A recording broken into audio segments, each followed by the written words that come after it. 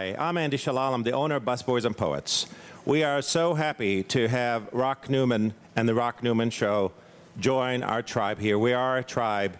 This is a place where racial and cultural connections are consciously uplifted, a place where art, culture, and politics intentionally collide.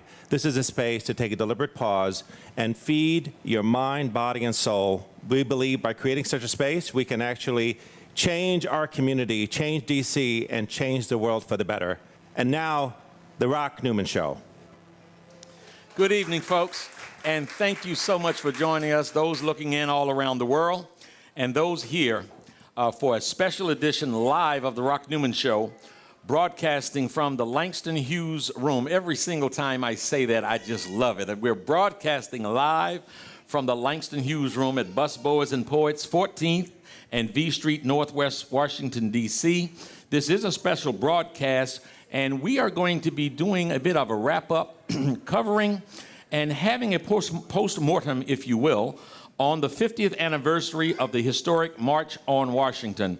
The march today is being applauded in many circles for its wide-ranging reach, its cultural, racial, ethnic diversity, and some of the comments being made as the celebration took place down on the National Mall. The speech from the Lincoln Memorial, where 50 years ago today, well, actually it was on the 28th, but commemorated. One of the marches was today. There's going to be another one on Wednesday when President Obama will be addressing the throngs. But today was a historic day, a absolutely beautiful day. The heavens shined on certainly on Washington, D.C. today with one of the most spectacularly beautiful days you could ever see.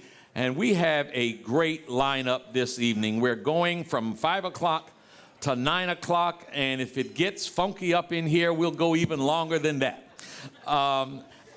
We have today, our first guest is Dr. Janetta B. Cole. She is currently the director of the Smithsonian National Museum of African Art. She has been president of Bennett College and Spelman down in Atlanta. There were so many plaudits, so much written about her great stint at Spelman. We're going to have Mark Morial, president and CEO of the National Urban League, will be joining us. William P. Jones, the author of The March on Washington, will join us. Dr. Joyce Ladner, who was former president of Howard University, who was at the 1963 March, and there again today, she will be joining us. Dr. Cornel West, philosopher, academic, activist, author, public intellectual, and prominent member of the Democratic Socialists of America. He has been a lightning rod, but here at Busboys and Poets and on the Rock Newman Show, we get opinions from all angles. We will be talking to Dr. Cornel West a little later in the show. We also will have Harry Johnson, Esquire. He's president and CEO of the Washington, D.C. Martin Luther King Jr. National Memorial Project Foundation. He has raised under his guidance and leadership, they have raised over $100 million. And we'll be talking to him about the memorial. We have a great show for you today. But without any further ado, let me welcome to the Rock Newman Show, the Langston Hughes Room and Busboys and Poets, Dr. Janetta B. Cole. Thank you so much for being, we love you. Love you back. Dr. Cole, what I often do on the program here is your reputation greatly precedes you, and it is a great reputation. So now you are the director of the Smithsonian National Museum of African Art, and so that identifies you in a certain way as to what you're doing now. What I like for the live audience here at Busboys and Poets, and my audience that might be watching around the world, is to find out who the person is that is doing this now. Mm-hmm. So let's go back. I'm ready. All right. I'd like to have you to sort of go back as far as you might be able to remember. Tell me the first memory that you have as you trace back your lifespan. What's the first memory that you have? Well, I grew up in Jacksonville, Florida, in those incredibly horrific days of legalized racial discrimination. I feel it. I feel it when you say it. Some of my early memories are about what it was like to be a young black girl. But some of those memories are also about what it was like to grow up in an incredibly loving Southern black family. And so what I'm saying, my brother Rock, is my early memories, it's a duality. Yeah. It's about that day when I was, I don't know, maybe 3, 4, but my mama took me with her to the beauty parlor. And like many little girls and boys would do, I started wandering. And I crossed a line. I crossed a line from a black neighborhood into a white neighborhood. I remember to this day a little white boy chasing me, screaming with the N-word. But you see, I also remember running back into that beauty parlor, into my mama's arms. And I remember both the comfort and the charge. I don't think I'm making this up, that my mama explained that it was wrong and that she and the rest of my family were working to make that right. Make things better. To make it better. I also remember, I remember playing in our yard. I remember a little boy, a little African-American boy, saying, as kids would often do then, and still do, nya, nya, nya, nya, nya, nya. He said, nya, nya, nya, nya, nya, nya, you can't climb that tree because you're a girl. Yeah. Now, Rock Newman, Yes, ma'am. you know I climbed that tree. What you do? Now, you know what? You said a little African-American boy, and you're talking long before the March on Washington. Yes. So obviously that's more than 50 years. Oh, yeah. So in Jacksonville, Florida at that time, were you colored? Were you Negro? What were we at that time? At that time, we demanded to be called Negroes. So colored was Because kicked out the remember, door. we had come from a history of enslavement where we had been called everything but a child of God. And language does matter. You know, language signals thought. Yeah. It signals emotion. Yeah.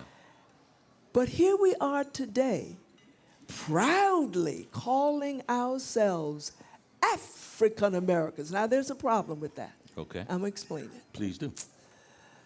Those of us, W.B. Du Bois would say, of the darker hue, call ourselves African Americans. But my brother, everybody is African. Can I get a high five on that? Everybody. If you are a human being, Yes. if you go back far enough, Hello. there's only one place you could have descended from. It is Africa. This ain't We just are a all live Africans. streaming and radio show. We're about to go to church up in here. All right. You know what? What? Sitting in that chair, last week there were 2 chairs here. There was a student intern who was 20 years old, and there was a PhD professor from Howard University, and the professor was a paleontologist, and the student was studying paleontology, and they both were part of a find of a 15 million year old whale. And we got the both of them talking about the original man and woman. Man. And the little young white fellow who was sitting here, when he said unquestionably the origins of the human being were first came out of Africa. Clearly. I said, shake my hand, you my African brother. That's it. That's it. Well, imagine how wonderful it is for me to work at a place called the National Museum of African Art. And we're going to get there. And we'll get there. But African is something that we've all got to share. And I guess I've just got to say it.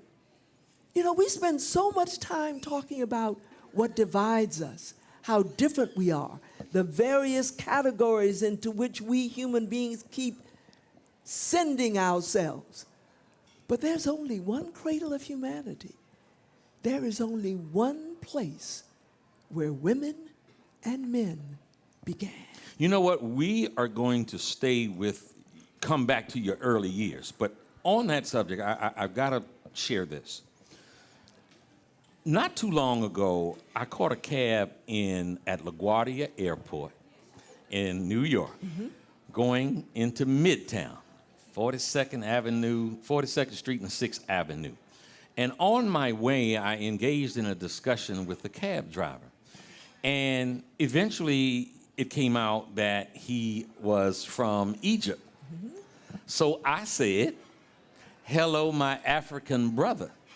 And he damn near turned the cab over. I am not Africa, I'm from Egypt.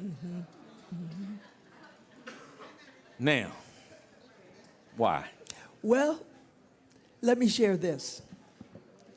When I was a young student of anthropology, the field in which I eventually got my PhD, I had an intuitive sense that something was wrong when in classes that I was taking, books that I was reading, I kept hearing about this line that divided the north of Africa from sub-Saharan Africa.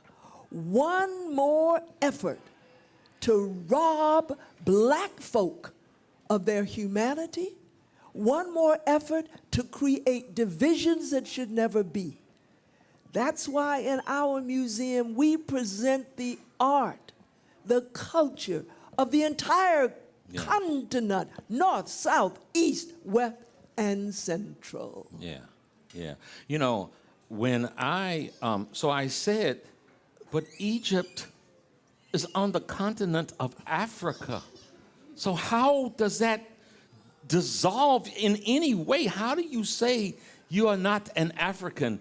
And he started speaking a language that I didn't even understand, whatever it was he was saying, trying to defend his position that he wasn't African but Egyptian. It wouldn't have mattered anyhow because it was fool talk. But my brother, that is the great power of bigotry. And when those who are the subject of it start speaking the bad talk. Yeah. And that's why, you know, we really have to challenge how we define ourselves, what language we use about ourselves, because language matters. Let me share with you this. We did an exhibition not long ago by a fantastic Moroccan feminist by the name of Lala Essaidi. I can't tell you how many people said, Dr. Cole, why are you doing an exhibition of art from Morocco? I thought this was an African art museum. Hello. Last time I looked, Morocco was on the African continent. But Casablanca is something romantic and beautiful, and so therefore it can't be in Africa. Now you finally made the point I've been edging up on. The implication is, because Egypt is so fine, developed with the pyramids, with the pharaohs, it cannot belong to Africa. How sad. How very sad. And you know, people use as that cliche oftentimes, his story. But it really is his story, and that story really ain't very true. And for somebody who was privileged to be the president of Spelman College and Bennett College for Women, I am pleased when we not only refer to his story, history, but her story as well. Oh, that is too bad. That is too awesome. Let me tell you, before we go to break, let's go back. All right. Obviously, you have very strong family support. Who outside of your immediate family, no matter if it was a national, international figure, teacher, or whatever, had the most early influence on a genetic code? Well, the connection was between my great-grandfather, who was Abraham Lincoln Lewis, and his very close colleague and friend, Dr. Mary McLeod Bethune. Ooh. These two figures in the state of Florida were incredibly close. They sat on each other's boards. He sat on the board at Bethune-Cookman College. She sat on the board of Edward Waters College, where my great-grandfather was very, very attached. Yeah. I remember as a young girl, knee-high to a duck, going to Daytona Beach, Florida, and literally sitting on the lap of that great educator. Wow. Now, a lot of folk have suggested that Dr. Mary McLeod Bethune must have whispered something into my ear because I was so influenced by her. But I'm going to tell you the truth. As a young girl, you know what really, really impressed me? Tell us. The hats she wore. And of course, as I grew into my own adolescence and into my young womanhood, I came to understand how much she had done. Yeah. That she had literally baked sweet potato pies to raise money to build an educational institution. She went on, as we all know, to be one of the founders of what was then called the Negro Women's Club movement. Yes. Furthered today by the National Council of Negro Women. We got about 30 seconds before we go to break. Is that where Dorothy Height got those hats from that Dr. Dorothy Height used to wear? There is no question. The baton was passed from Dr. Bethune to Dr. Dorothy Irene Height. And what a soldier she was, and a champion for all people. True. We'll be right back in a few moments on The Rock Newman Show.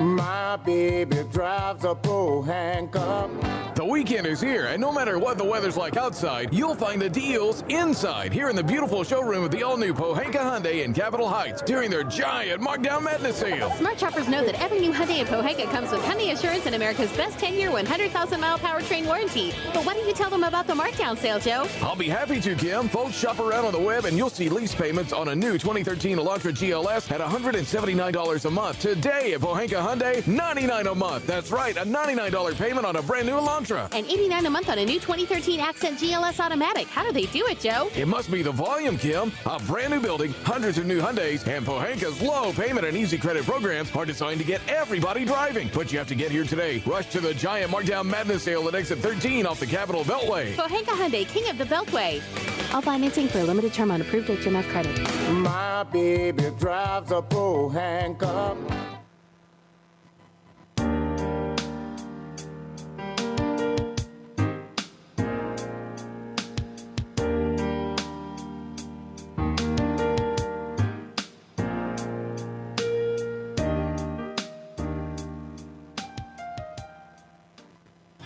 Hello to all my friends in the DMV. I am Rock Newman from the Rock Newman Show. I want to tell you about the MGM Grand National Harbor, the most exciting project to come to the District, Maryland, or Virginia in quite some time.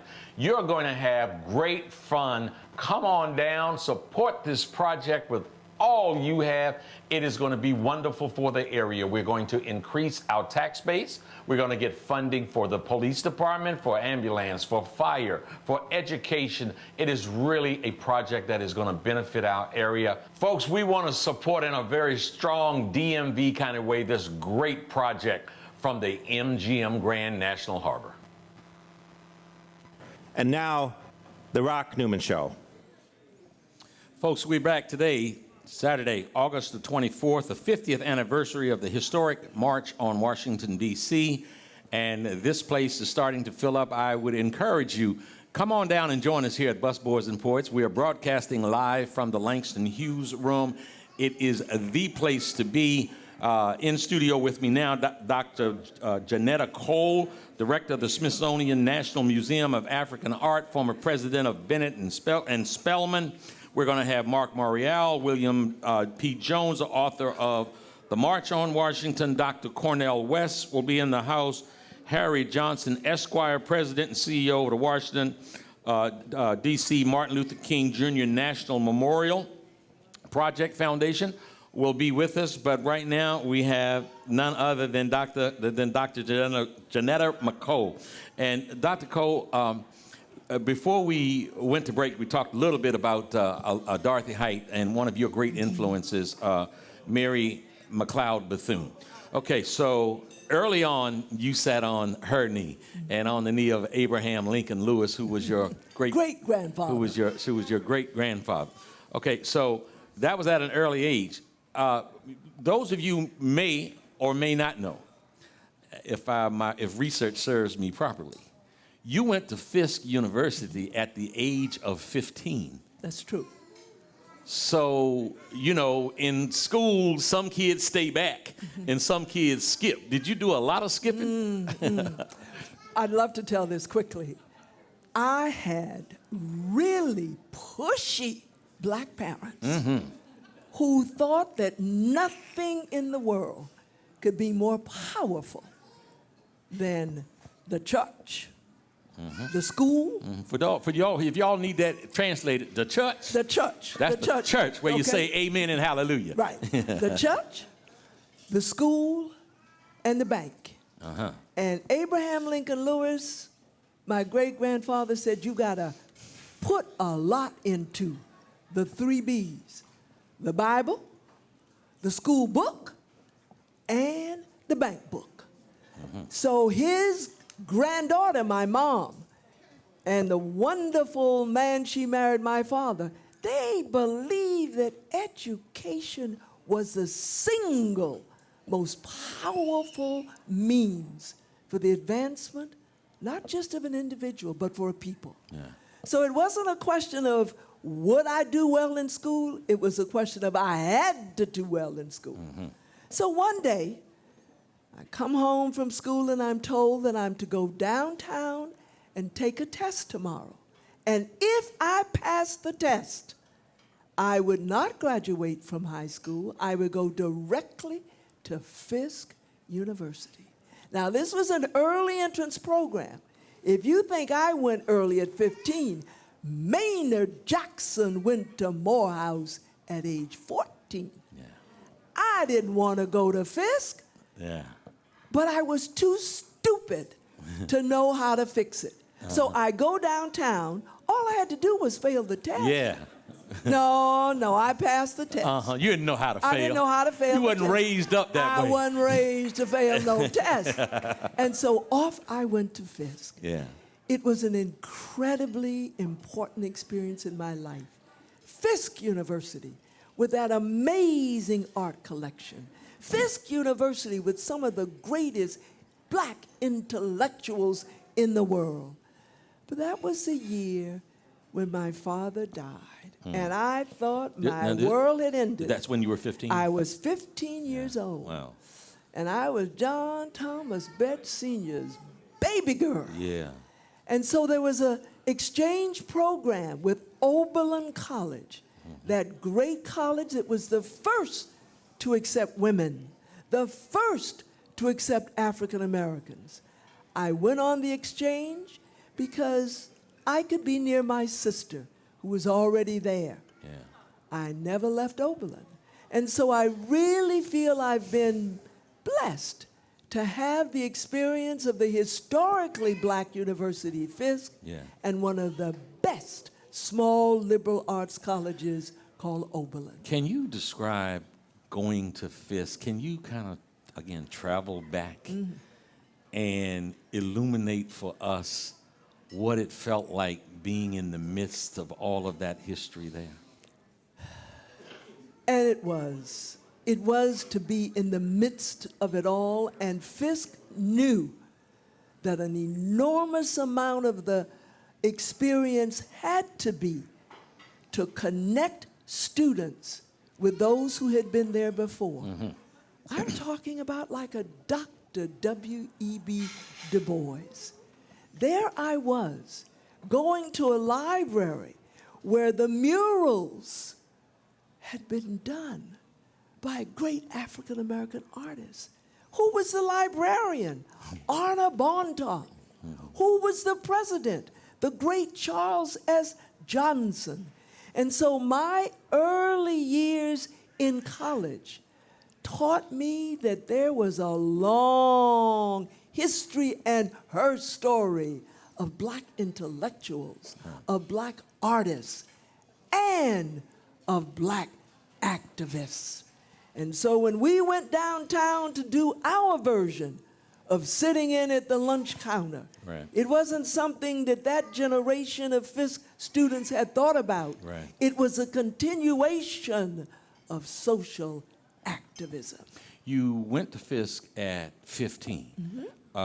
When did you graduate? I graduated from Oberlin, in 1957, an incredible year. Yes. I want to share this with you, my brother. Yeah. I was a debater. That was my main extracurricular activity. 1957, I remember, it was a tough competition. It was Oberlin versus another college. And the question we were debating was the liberation of African nations. So I prepared, I'm the sweep-up debater. I am to give this rhetorical, sweeping argument that will seal the case. Oh, but I had so little vision, because I remember standing and very rhetorically and dramatically saying, this is the year of the independence of Ghana, the first African country below the Sahara to gain its independence. And oh, how sad I am that in my lifetime I will not see the end of apartheid and the freedom of the black people of South Africa.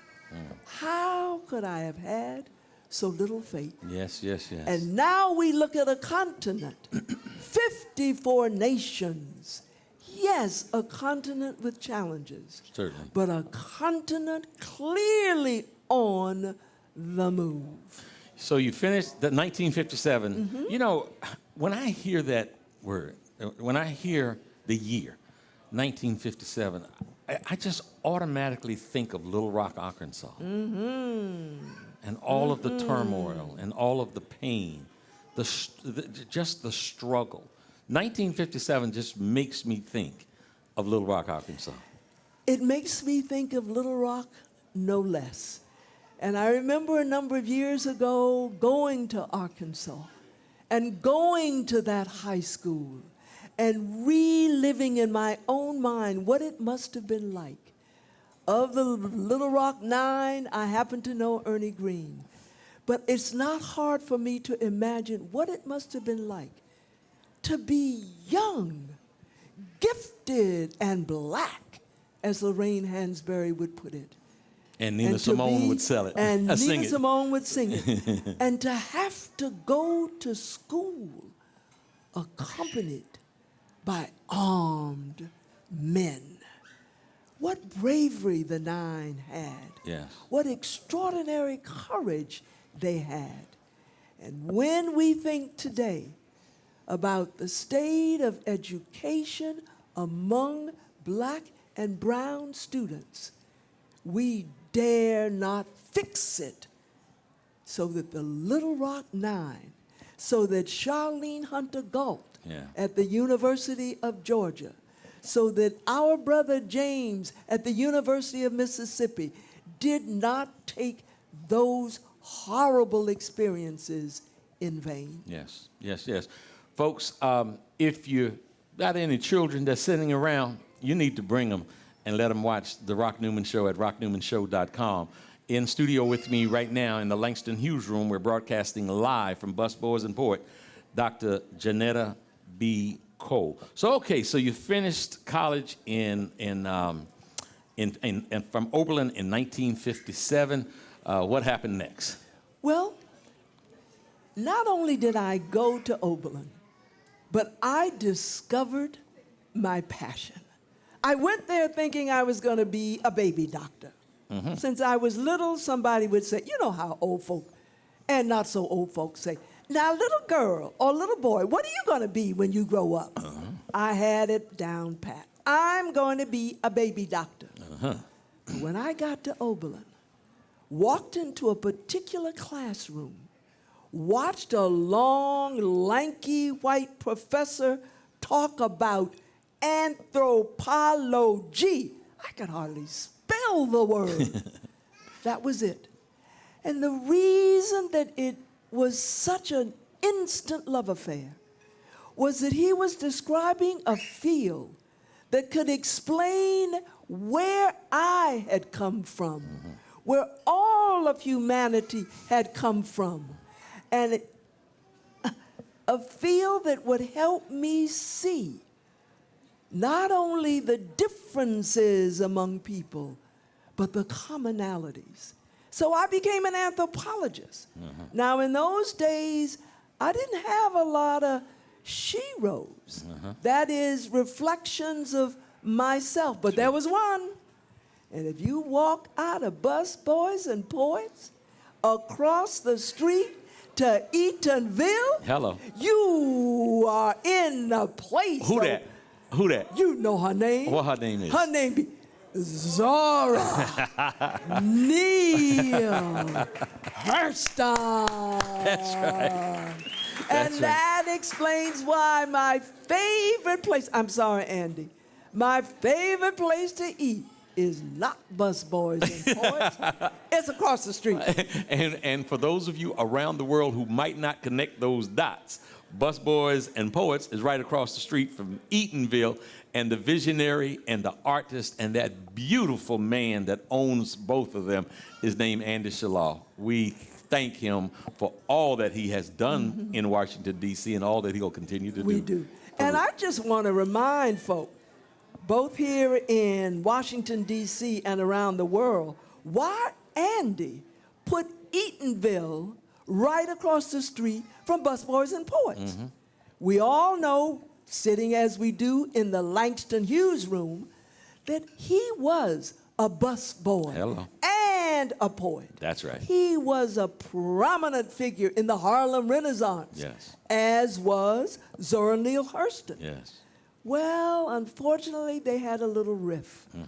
And both went to glory before they ever patched it up. Before the heel. So Andy figured, these are his words, if he put Eatonville right across from Busboys and Poets, the spirits of Langston Hughes and Zora Neale Hurston just might make up. You about to make me call on Arsenio Hall up in here. Woo, woo, woo, woo, woo. For sure, for sure. What glory is Hurston being your shero? What did that mean to you? It meant that I could be an anthropologist. You know, I believe that white folk, if they really work at it, can come to understand some of the sensibilities of black folk. That those of us who are not Hispanics, if we work at it, we can come to understand some of the sensibilities of Hispanic sisters and brothers. Yes.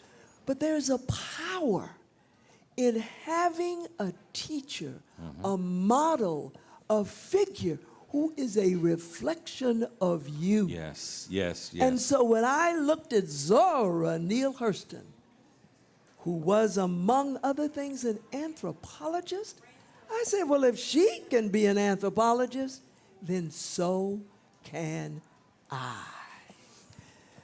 I want to make the point again, though, about human empathy. Yeah. One of my sheroes, Audre Lorde, perhaps the most acknowledged and famous black lesbian of a given era, she said, now listen, if black teachers have been teaching Shakespeare all of these years, then why can't white teachers learn to teach Jibby Baldwin and Zora Neale Hurston? So yes, through human empathy, we can understand each other's conditions.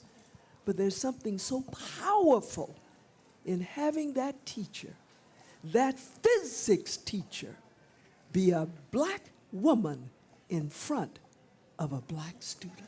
For an example is always much more powerful than just a word. And we'll have many words when we come back. We're going to talk about the National Museum of African Art and its director, Janetta Cole, when we come back on The Rock Newman Show.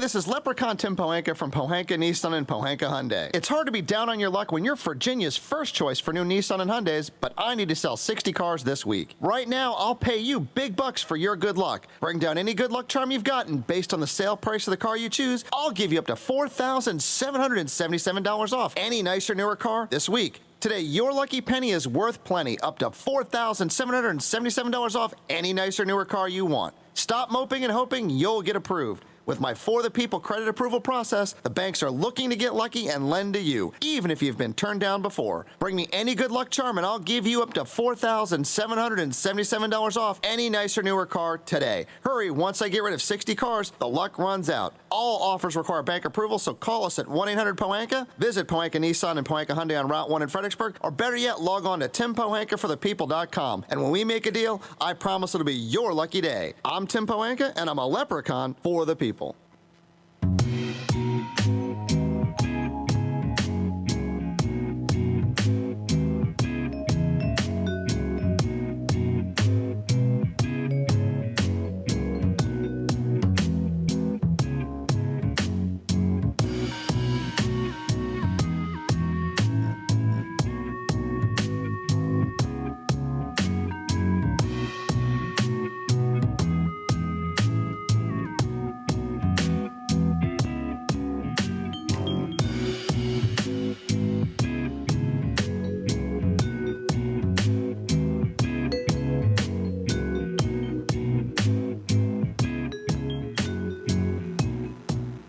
And now, the Rock Newman Show.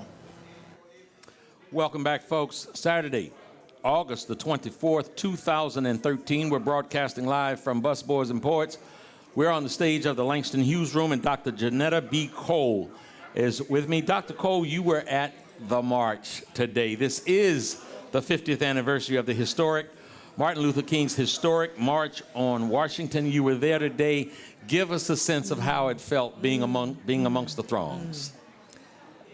It was so important for me to be there because I hadn't been there 50 years ago. Right. I arrived very early. I was there probably about 7:45 when the ecumenical service took place. And we know the role of religious figures in the African American community and in all communities. Well, I'm here to tell you the preachers showed up and showed out. Did the preachers preach? They preached. And from the very beginning, it was clear that women folk would be present this time. We moved from the ecumenical portion into the speechifying, a word I learned from one of my sons who said, "Mom, you just speechify." But the speechifying was incredibly diverse and powerful. I think Dr. Martin Luther King Jr., I think that my incredibly precious and powerful sister friend, Coretta Scott King, up in glory was saying yes. Because while the focus importantly in 1963 was around our struggle, yours and mine as black folk, today that struggle included It broadened, yes. all of the good Lord's people. I mean, all the people she made, by whatever color. Y'all heard her say, all the people she made, right? Oh, yeah. Okay. All Don't the miss people, that. all the people she made. And so I saw no disconnect between continuing to talk about how much we have yet to do for the full liberation of African American communities, while we also included folk who haven't got what they need yet as well. The tagline of the Rock Newman Show is "We Are One." We were one today. That's special. Tell me, so you're there today.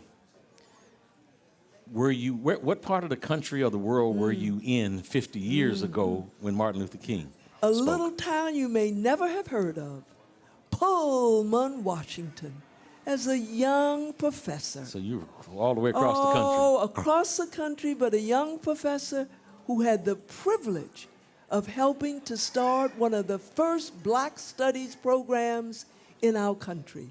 It was a period now, 63, Yeah. when black students were saying, we will change how we are educated. And I, as a young professor, was marching with them. I, as a young professor, was going to jail with them. I, as a young professor, on the western part of our country, we too were doing a march on Washington. Wow, wow, wow. You are the director of the Smithsonian National Museum of African Art. And somebody might ask the question, why do we need a museum of African art? And Janetta Cole might say, well, because we need to remain in touch with our souls. Let me tell a quick story. please do. One of my dear friends was at that time serving as the director of a children's museum. And she had a potential donor. And she's doing the best she can to really get this donor positioned to give to this museum that's full of children's art. Finally, he said, look, lady. Now, you always want to be careful when a man says, look, lady. He said, look, lady, you're here talking about art, these pictures and stuff. I care about children and their welfare, about their health care, about their education, about their housing. why should I put my money into pictures? Yeah. She said, sir, I care about the same children that you care about. And all of our children need good health care and housing and education. But they also need joy. And that's one of the things that art can bring. Joy. Joy from Africa. Joy from Africa. Our museum presents the visual arts from the north, the south, the east, the west, Central Africa. It presents the diverse and the dynamic visual arts of that continent.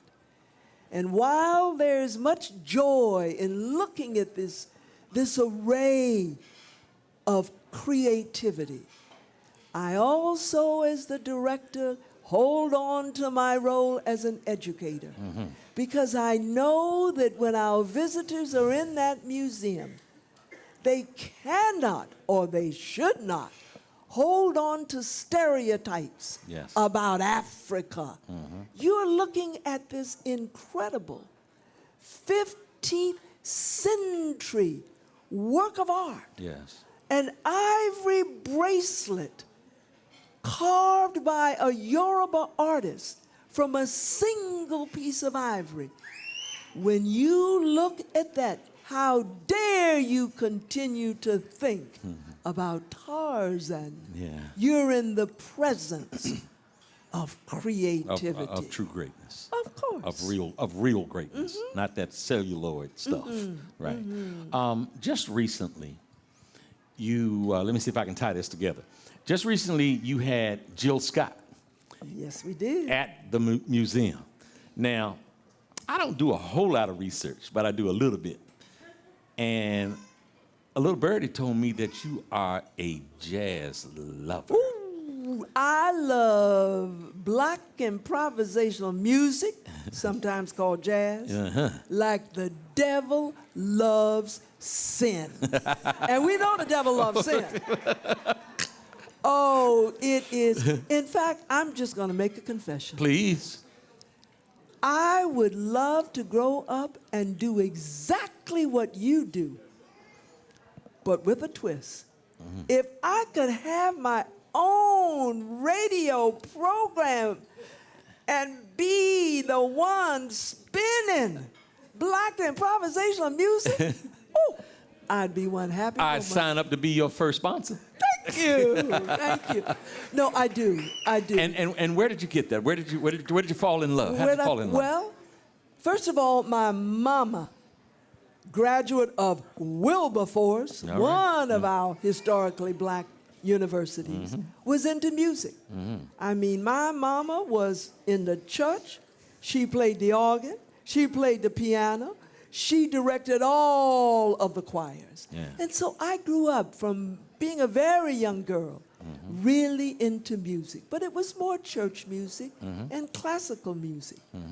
But then along came my little brother, John Thomas Betts Jr., who is to this day a professional jazz musician. He lives in Paris. He's lived there for the last 22 years. What does he play? Drums. He is a student of Max Roach. He has played over the course of his life with the greats like Dollar Brand, like Archie Shepp, like many greats. And so my brother, though 9 years younger than I, just stirred my interest in that music. You know, I really see jazz as a metaphor for life. It's about the coming together of people on diverse instruments. But if they are not in tune with each other, we do not have the music that we want. It is also a metaphor for life in the sense that it reminds us that what we're listening to now has come from some place. We've got to stop thinking that life begins now. Jazz comes out of Africa. You know, folks, I'm going to ask a question, and I want you all to really listen to the answer. I have no idea what it's going to be. Your brother plays the drum. Mm-hmm. You're the director of the Smithsonian National Museum of Art. Mm-hmm. Would you care to elaborate on what the drum and the drum beat has meant to Africa? The drum is the beat, but it is also the force. It is the power. We know that in traditional African cultures, the drum often was the means of communicating. And many of us experience that when we return to our original place or we are in the presence of a talking drum. The drum sets the beat. And when we were enslaved and brought into this country, instruments were taken away from us. We were not to speak our original languages. We were stripped of so much. But you can't keep a people from doing the beat. Yeah. James Baldwin once said, "We were taken out of Africa, but you can't take Africa out of us." Yes, yes, yes. And so the music in our museum is important. Mm-hmm. The dance is important. Theater is important. And it all speaks in some ways around the visual arts.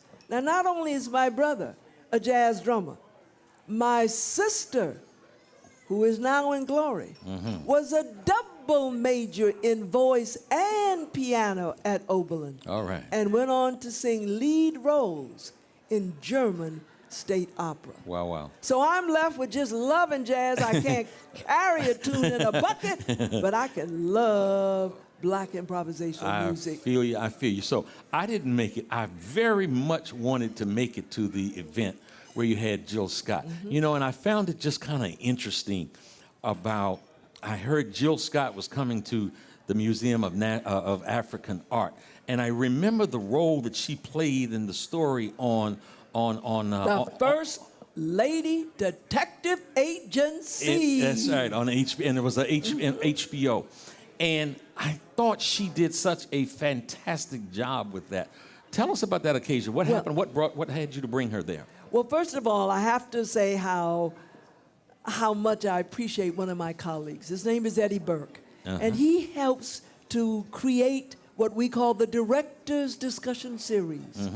The first was a conversation I had with one of the great minds of the world, Kwame Anthony Appiah, described by Forbes magazine as one of the smartest, most important thinkers in the world. He's at Princeton. Yeah. The second was with Marcus Samuelsson, that internationally known chef, born in Ethiopia, raised in Sweden, now with the Red Rooster as his restaurant in Harlem. Yeah. The third was with Dr. Maya Angelou. I'll give you a little piece of information. What? The MGM Grand National Harbor is one of our sponsors. And they're working real hard on getting he and the Red Rooster right here on the shores of the Potomac River. Ooh, wouldn't that be That would be something? sweet, yes. So the third was with Dr. Maya Angelou. 1,400 folk filled the National Museum of American Indians Auditorium. And the last, and there will be more, Yes. was with Jill Scott. Jill Scott is a whole woman. She, without standing and making a big speech, smashed every stereotype about black women. First of all, she's an incredible intellect. Yes. She reads. Yes. Now, I admit some of her favorite books are science fiction. She is a poet. Yeah. She describes herself as a poet who happens to sing. She is an actress. Yes. She is an incredible human being. And so because of all of that, plus her role as the first lady detective agency principal character in Botswana, the connection to Africa was so clear. Yeah. We were really pleased to have the ambassador from Botswana to the United States, Sister Ambassador Soretsi, stand up at the end of the program and make us all feel the power, the joy, the creativity of Botswana and the rest of Africa. We have communities, part of what was talked about today, and it should be talked, I think, about it every day. And I wish every parent was like your parent in stressing the absolute importance and just quintessential necessity of education. So many parents today are falling short with leading our young ones on an educational path. Please, in a few moments we have left, talk about your advice, because you're highly qualified to give advice to those younger ones amongst us in our communities about how they should attempt to prepare their children.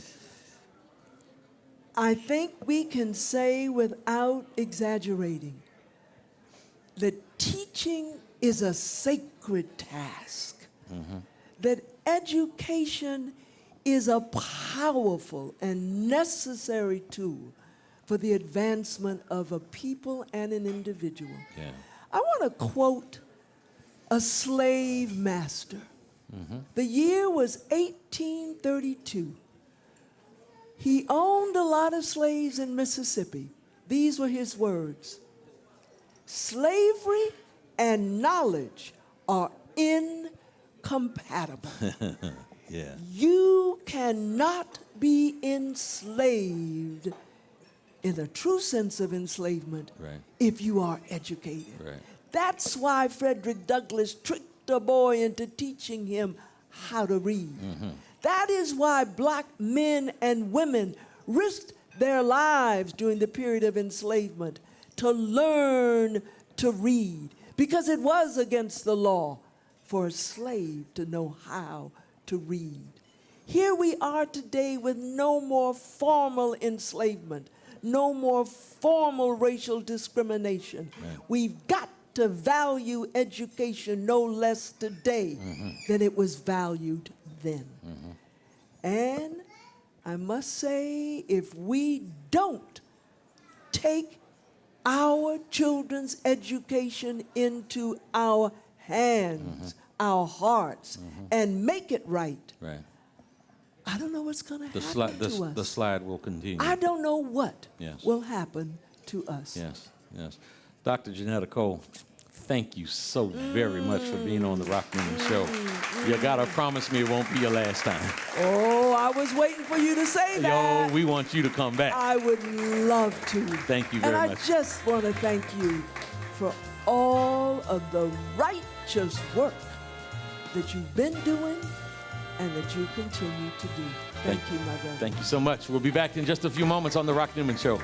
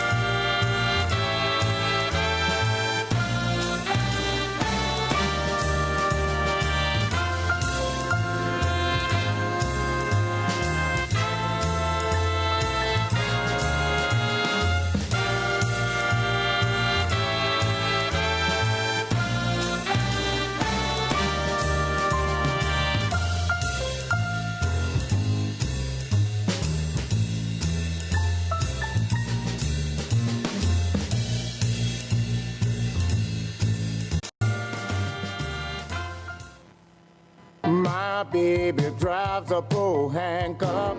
The weekend is here, and no matter what the weather's like outside, you'll find the deals inside here in the beautiful showroom of the all-new Pohanka Hyundai in Capitol Heights during their giant Markdown Madness sale. Smart shoppers know that every new Hyundai in Pohanka comes with Hyundai Assurance and America's best 10-year, 100,000-mile powertrain warranty. But why don't you tell them about the markdown sale, Joe? I'll be happy to, Kim. Folks, shop around on the web, and you'll see lease payments on a new 2013 Elantra GLS at $179 a month today at Pohanka Hyundai. $99 a month. That's right, a $99 payment on a brand new Elantra. And $89 a month on a new 2013 Accent GLS Automatic. How do they do it, Joe? It must be the volume, Kim. A brand new building, hundreds of new Hyundais, and Pohanka's low payment and easy credit programs are designed to get everybody driving. But you have to get here today. Rush to the giant Markdown Madness sale at exit 13 off the Capitol Beltway. Pohanka Hyundai, king of the Beltway. All financing for a limited term on approved HMF credit. My baby drives a Pohanka.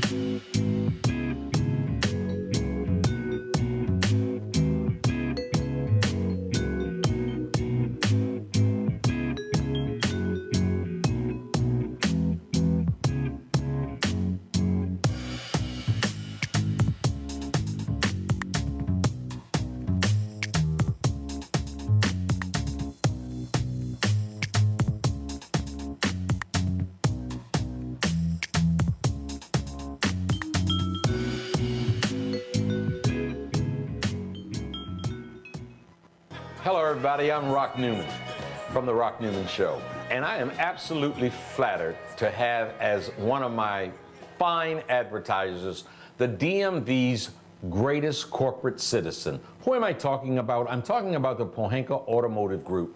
If you have any automotive needs whatsoever, if you want to sell your car, buy a car, trade in your car, have your car serviced, whatever you need, see my good friends at the Pohanka Automotive Group. You will be well taken care of, I promise. I'm Rock Newman. I might be there. Come on down and see our good friends at Pohanka Automotive Group.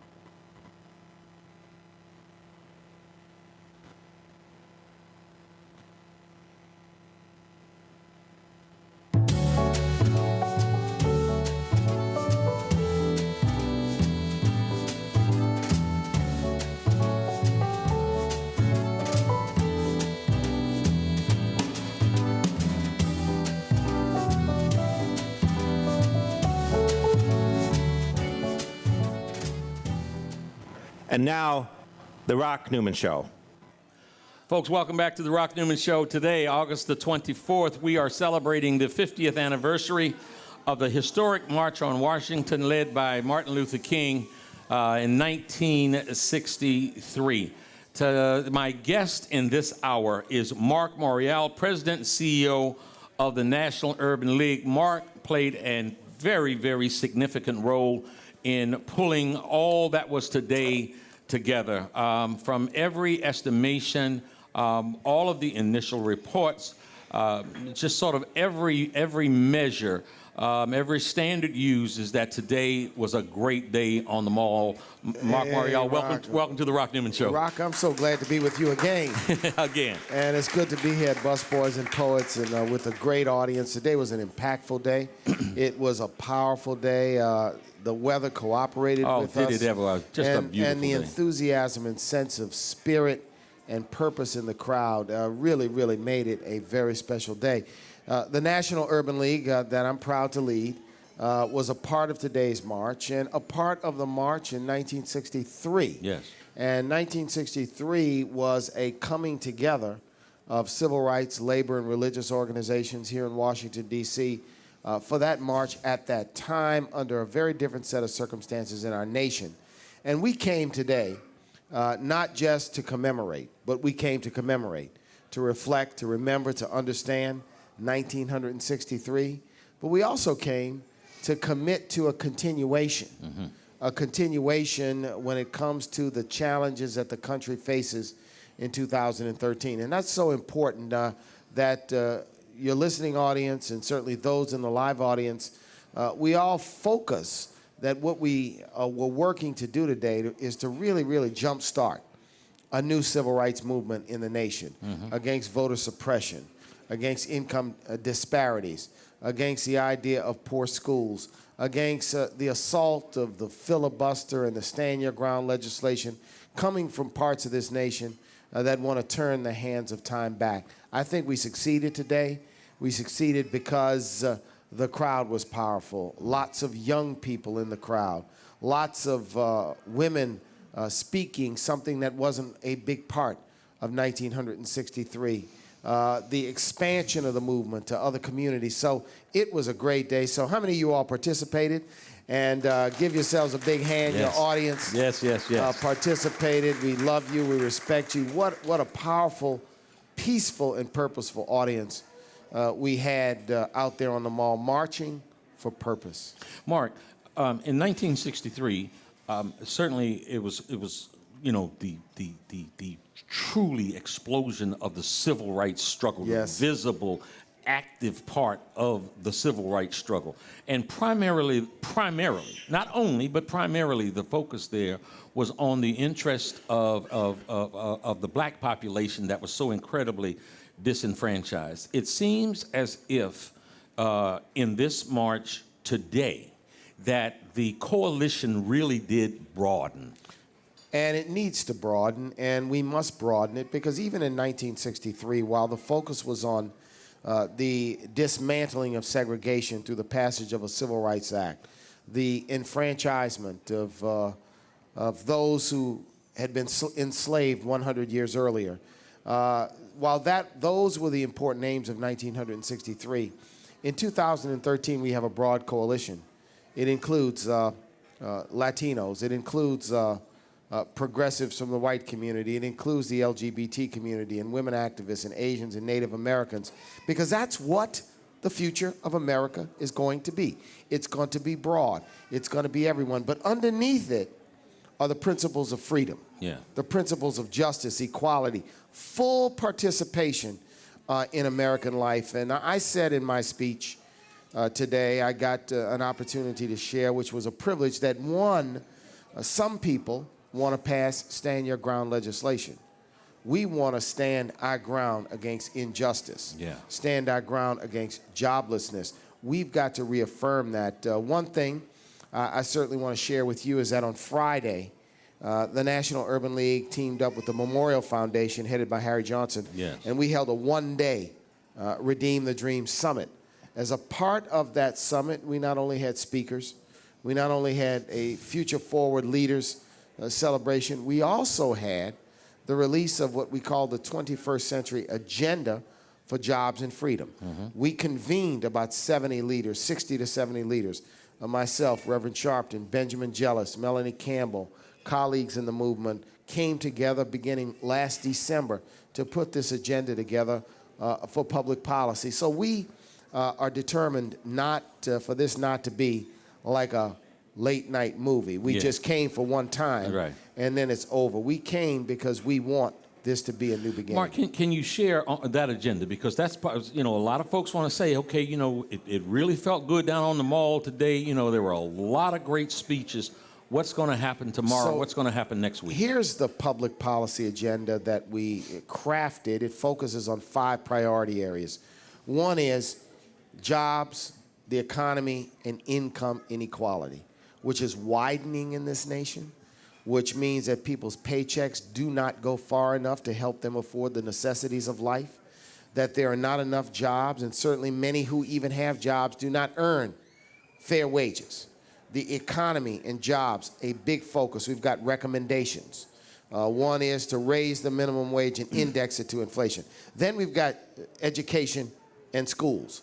And that's a broad area, but an important area, because education and training leads to good jobs. Our children have a right to quality education. They have a right to systems that spend the same on the education of a kid, whether they're here in Washington or in the suburbs, whether they're in downtown Chicago or on the lakefront in Chicago, for example. And then we've got to focus on democracy and voting rights, because the Supreme Court, the voter suppression laws, all of the efforts that have been made over the last several years to suppress the vote, we must resist.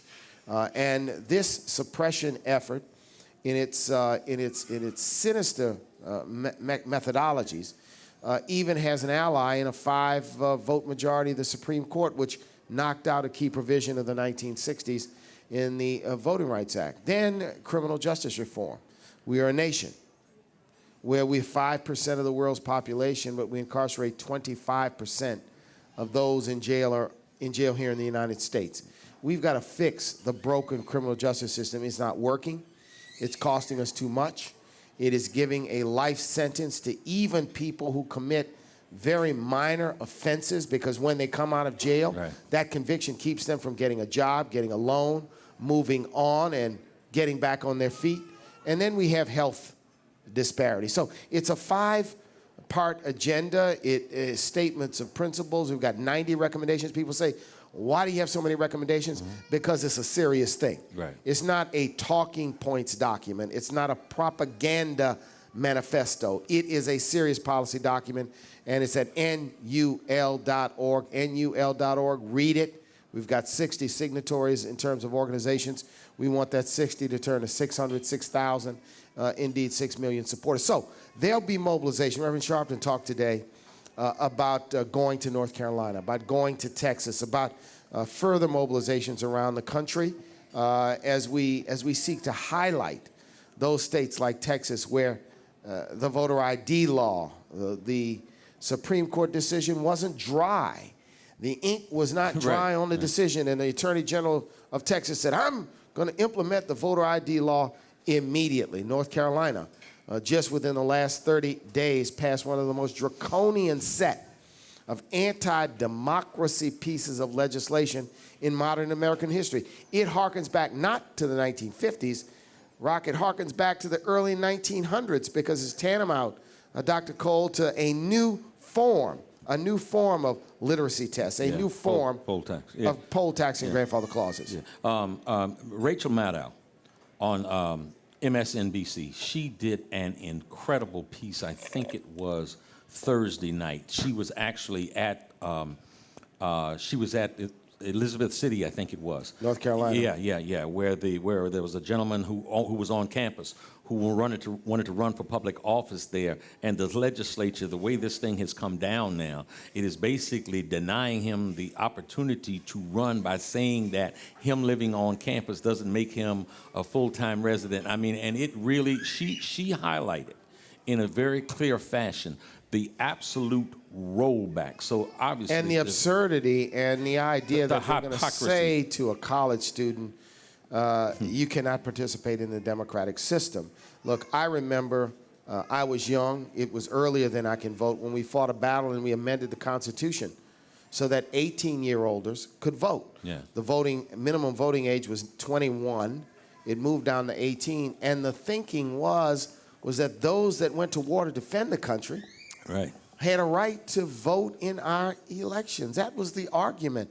It was bought, it was passed, it was ratified by the states. Now we have this, and let me tell you why, perhaps more than any other thing, Rock. You know, here we are engaged in foreign efforts, whether it's in Iraq to, quote, promote democracy, whether it's in Afghanistan to promote democracy and stand up democratic institutions, yet some of the same proponents of that in this country, want to roll back voting rights and democracy for the American people. We cannot let it happen. We must stand up to it. We must stand our ground on it. It is a bedrock principle of the United States of America for people to have the right to participate in the election of their public officials. That's what voting is. That's what democracy is. Mark, let me have you to weigh in on this.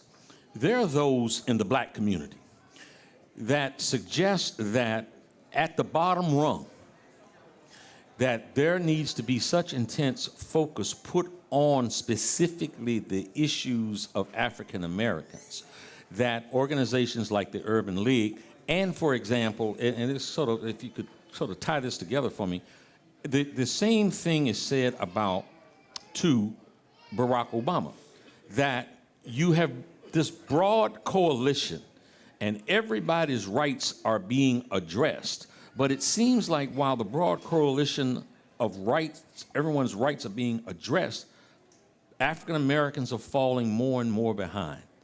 I think, for example, that I don't think, and I can only speak for the National Urban League and our advocacy, from the very beginning, we've been loud, we've been vocal, we've been constructive in recommending that economic policy, jobs policy be targeted on those parts of the community that have the highest unemployment. And that means Black America. Yeah. Now, it doesn't mean only Black America, because you have Appalachian counties. Yeah. You have Latino counties in places like the Central Valley in California and New York City and Los Angeles that have high unemployment also. We've been vocal. Now, here's what some voices seem to have forgotten. We had a very important conversation 2 years ago with President Obama about this in the Oval Office. Myself and Benjamin Jealous went in, asked the president for a new bill when it comes to jobs, asked him to include within it targeted specific provisions, summer jobs, assistance for public employees of local governments, a wide range of ideas. We handed him a set of recommendations in that meeting. 45 days later, he called a joint session of Congress. He introduced the American Jobs Act with a lot of fanfare, and it has been stuck on the Senate calendar due to filibuster since then. What I think is that it's a fair discussion as to whether we need to have targeted provisions, but we do have people who do comment, and they have a right to comment, but they're sitting in the gallery. Yeah. And they always don't have all the facts and all the dots. And I think that we renewed it in our public policy agenda, that there have to be targeted provisions. Now, targeting does not mean simply targeting based only on race. Yes. It means targeting based on areas of the community that have high unemployment. It just so happens that many of those are going to be African American. They're going to be Latino in rural areas. They may be where rural whites and rural Native Americans live. So I think it's a fair debate, Rock, and I think that we do need more targeted efforts. But I also think that this president has seen the filibuster used more times in his time in office than the filibuster has been used in the times of all of the presidents since the filibuster was founded in the early 1900s up until then. That's a fact, and that needs to be stated too. Okay. Mark Morial, National President and CEO of the National Urban League, former mayor of the Big Easy, New Orleans. We'll be back in just a moment on the Rock Newman Show from the Langston Hughes Room at Busboys and Poets.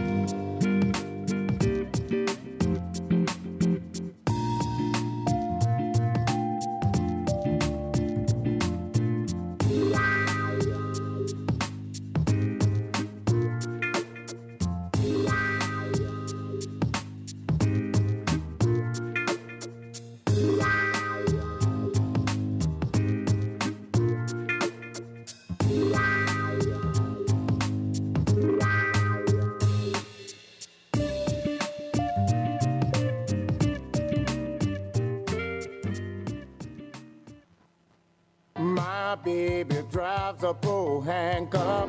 The weekend is here, and no matter what the weather's like outside, you'll find the deals inside here in the beautiful showroom of the all-new Pohanka Hyundai in Capitol Heights during their giant Markdown Madness sale. Smart shoppers know that every new Hyundai in Pohanka comes with Hyundai Assurance and America's best 10-year, 100,000-mile powertrain warranty. But why don't you tell them about the markdown sale, Joe? I'll be happy to, Kim. Folks, shop around on the web, and you'll see lease payments on a new 2013 Elantra GLS at $179 a month. Today at Pohanka Hyundai, $99 a month. That's right, a $99 payment on a brand new Elantra. extra. And $89 a month on a new 2013 Accent GLS Automatic. How do they do it, Joe? It must be the volume, Kim. A brand new building, hundreds of new Hyundais, and Pohanka's low payment and easy credit programs are designed to get everybody driving. But you have to get here today. Rush to the giant Markdown Madness sale at exit 13 off the Capitol Beltway. Pohanka Hyundai, king of the Beltway.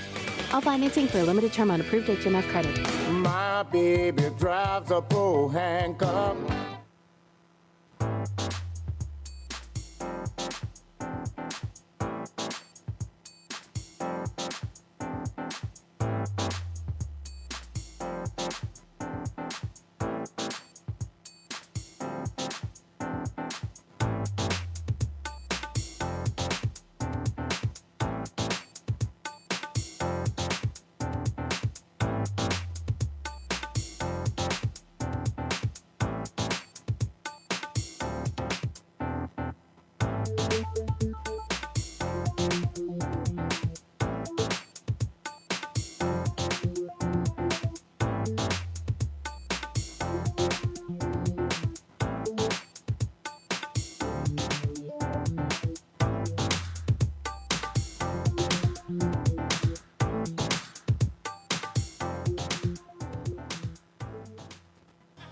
Hello to all my friends in the DMV. I am Rock Newman from the Rock Newman Show.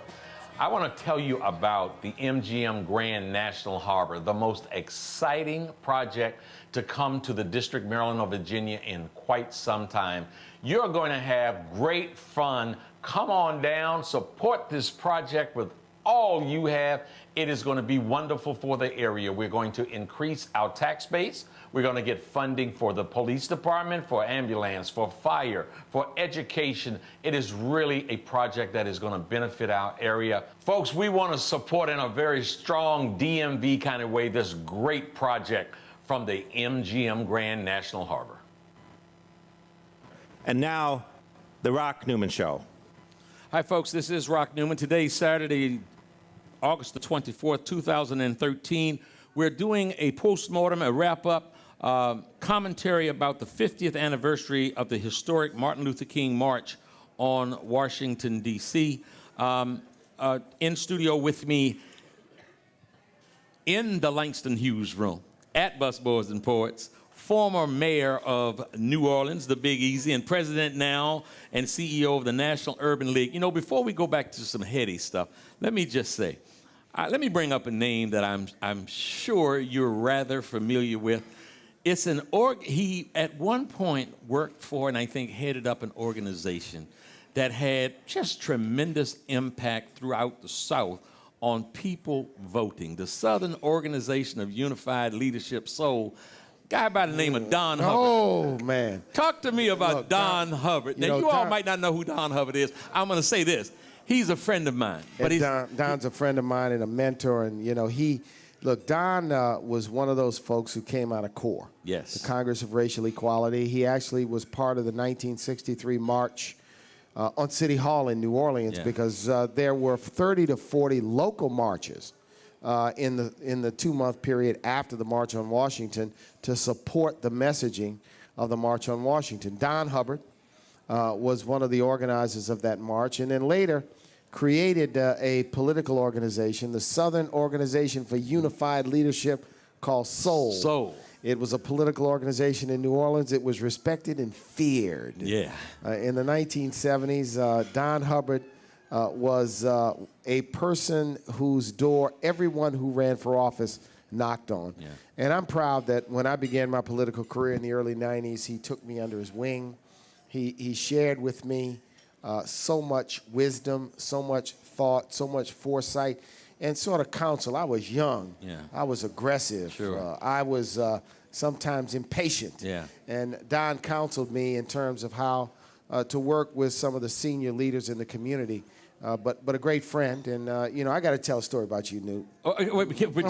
Just before you tell it about me, because I want to say something else about Don that I learned. First of all, Don, I think, finished the 8th grade and didn't do any more in school. He happens one to of the be, most brilliant men. I refer to him as one of the smartest human beings that I've ever met on the planet Earth. And you know, I learned something about him.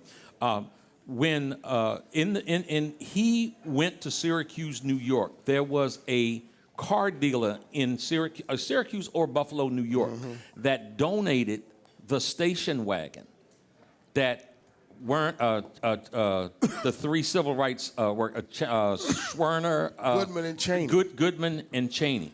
Don actually went, picked that car. Now he's a young guy then, I guess maybe in his 20s, early 20s. Early 20s. He went up, drove that car back, and a couple of days after he drove it back, it is when those three brothers, perished there in the swamp. I didn't know that story, but Don was a frontline civil rights leader who became a serious political activist and a business person. Yes. He now owns a great bed and breakfast Called the Hubbard Mansion on Hubbard St. Charles Mansion. Avenue, 3535. St. Charles, you know it. That's right.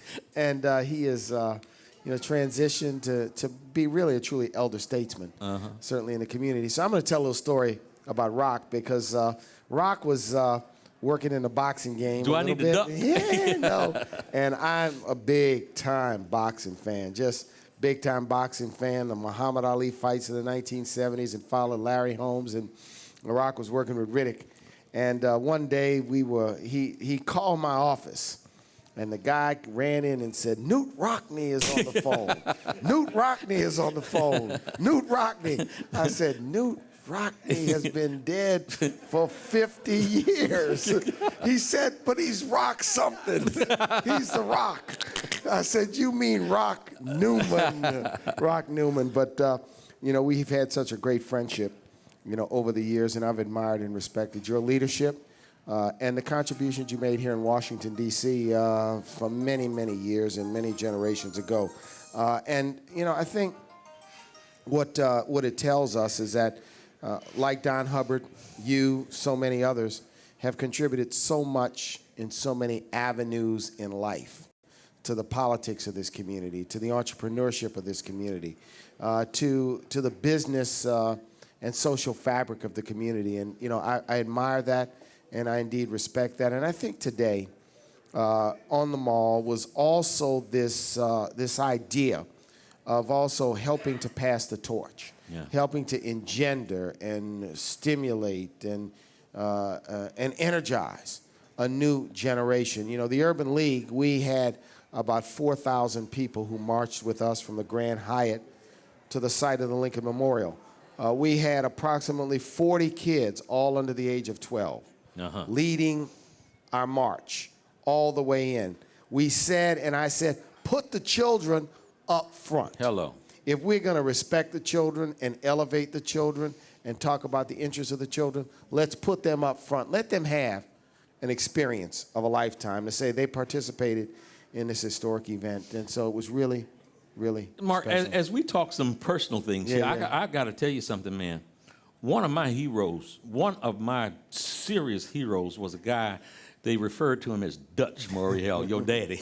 I'd like to ask you, man, his kind of firebrand politics, take no prisoner, tough as nails, first African-American mayor of that most southern city, New Orleans, where, a whole lot of racism had been practiced for a long time, but he stood up, man, with the kind of courage and the kind of fire that was so very inspirational. He was, my father was unique. He was one of a kind, but like so many, he became an elected official after serving as a civil rights leader. Yeah. He was a civil rights lawyer. He was president of the New Orleans branch of the NAACP in the 1960s. He was a colleague of Medgar Evers. And like so many in that time, they saw the next stage politics. So in 1967, he broke the color line. He became the first black legislator in Louisiana history. In 1977, he again broke the color line and became the first African-American mayor of my hometown, New Orleans. And I was proud to be able to serve as mayor, indeed, years after he had passed on. But I think that kind of take no prisoners, tell it like it is, tough as nails, principled leadership, sometimes is missing in the discourse today. And, he made a difference. He had an impact. He certainly was a great inspiration to me because one of the things he did for me and my brother and my sisters is he took us to political events, and he took us to civil rights activities, and we were exposed when we were young. Now, you know, when we were young, we didn't want to go. Of course. But we were going because there was no babysitter nearby, and we just had to roll.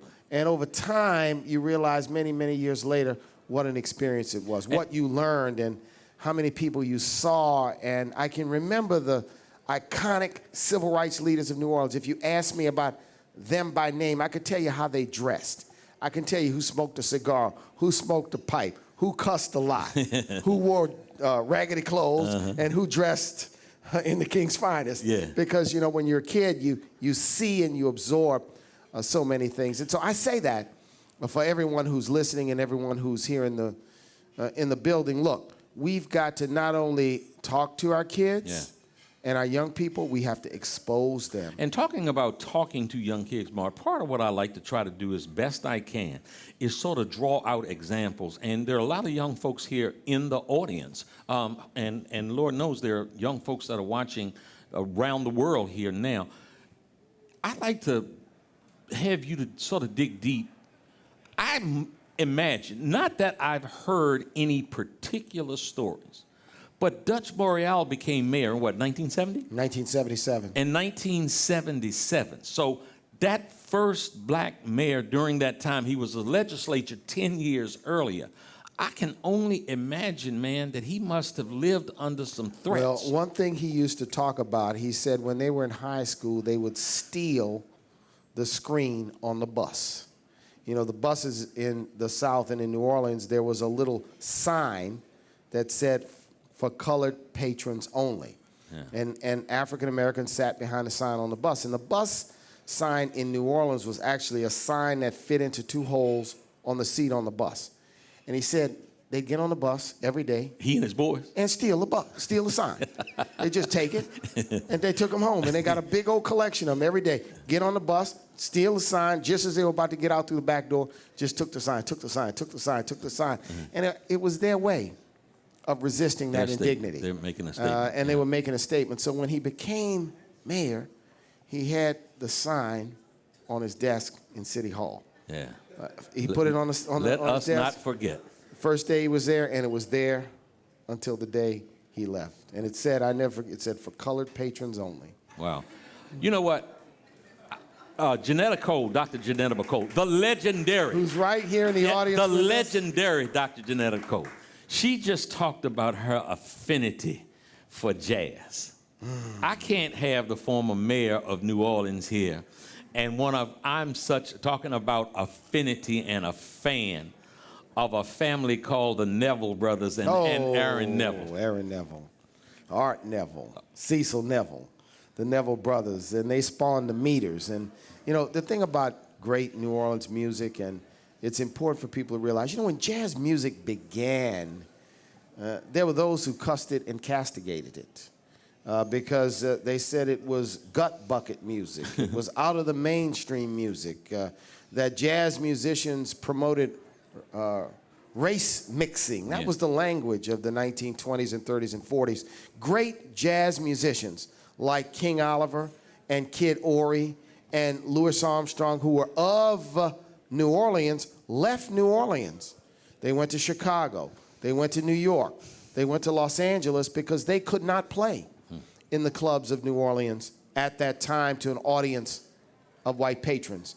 Jazz was also a politically transformative form of music. It was one of the first art forms where you had, Benny Goodman was legendary for this, that had integrated bands. The first art form where you had white patrons and black patrons listening to jazz music. So jazz is original, it's unique, it's a great part of New Orleans, and I'm always proud that my friend and contemporary that we grew up with, Wynton Marsalis, has continued this tradition. He's got jazz at Lincoln Center, but he's also given jazz, I think, a new, if you will, lease on the future by helping to develop and spawn great jazz musicians. And now jazz is considered to be mainstream American music. It's in the same genre with many as classical music. And thanks for raising it. Thanks for helping give me an opportunity to talk about it. When I was in office, we renamed the New Orleans International Airport after Louis Armstrong. So that airport is called the Louis Armstrong International Airport. It's the only airport in the world named after a jazz musician. And we did it as a tribute to Satchmo's 100th birthday, which took place in the year 2000 because he was born in 1900. So, Mark, we have 2 minutes left here. Man, we could talk all night for sure. Where do we go from here? Where does the National Urban League, what's the National Urban League's probably greatest focus and where do you go from here? It's on Jobs Rebuild America. We've just launched a brand new initiative called Jobs Rebuild America. We've got new job training programs in 30 cities across the nation. These job training programs include new programs to train those who've been incarcerated in the juvenile system and in the adult system, get job training and find jobs. We've got brand new initiatives to try to grow small businesses and brand new initiatives when it comes to after-school work. A big thrust, we've always been the economic civil rights organization, focusing on job creation, focusing on connecting people with work. That's our big focus. But the other big focus is going to be this agenda and working collaboratively to build this new coalition and this new movement for civil rights. So follow me on Twitter, @MarkMorial. Follow the National Urban League, @NatUrbanLeague. Like us on Facebook. Join this conversation. Join this community. We're going to put some people to work. We're going to continue to advocate, and we are inspired by the day. And Rock, I love you. Appreciate everything you do, and congratulations on the show. Well, I want you to love me enough to come back one more time. I'll be back, 2 or 3 brother. more times. Anytime you call. Okay, Thank next you. we're going to have up William P. Jones, the author of The March on Washington. Actually, he'll be coming up in another segment, and you come back in a few moments on the Rock Newman Show here at Busboys and Poets in the Langston Hughes Room.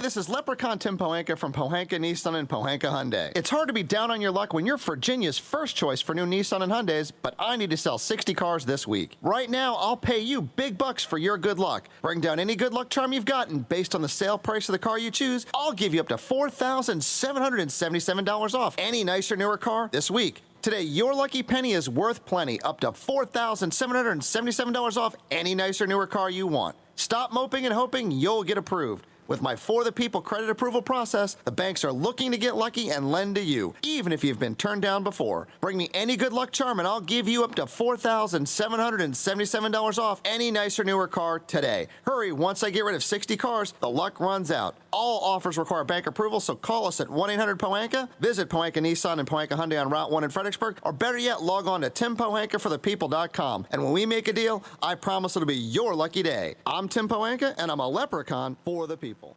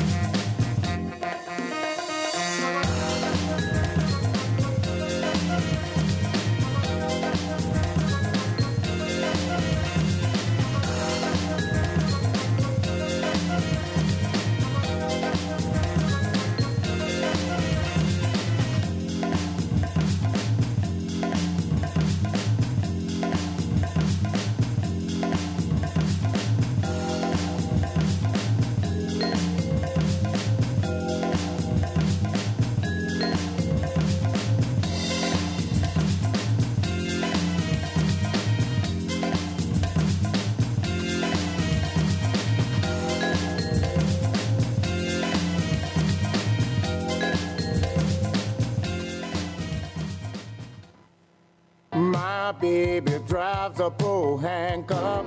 The weekend is here, and no matter what the weather's like outside, you'll find the deals inside here in the beautiful showroom of the all-new Pohanka Hyundai in Capitol Heights during their giant Markdown Madness sale. Smart shoppers know that every new Hyundai in Pohanka comes with Hyundai Assurance and America's best 10-year, 100,000-mile powertrain warranty. But why don't you tell them about the markdown sale, Joe? I'll be happy to, Kim. Folks, shop around on the web, and you'll see lease payments on a new 2013 Elantra GLS at $179 a month. Today at Pohanka Hyundai, $99 a month. That's right, a $99 payment on a brand new Elantra. And $89 a month on a new 2013 Accent GLS Automatic. How do they do it, Joe? It must be the volume, Kim. A brand new building, hundreds of new Hyundais, and Pohanka's low payment and easy credit programs are designed to get everybody driving. But you have to get here today. Rush to the giant Markdown Madness sale at exit 13 off the Capitol Beltway. Pohanka Hyundai, king of the Beltway.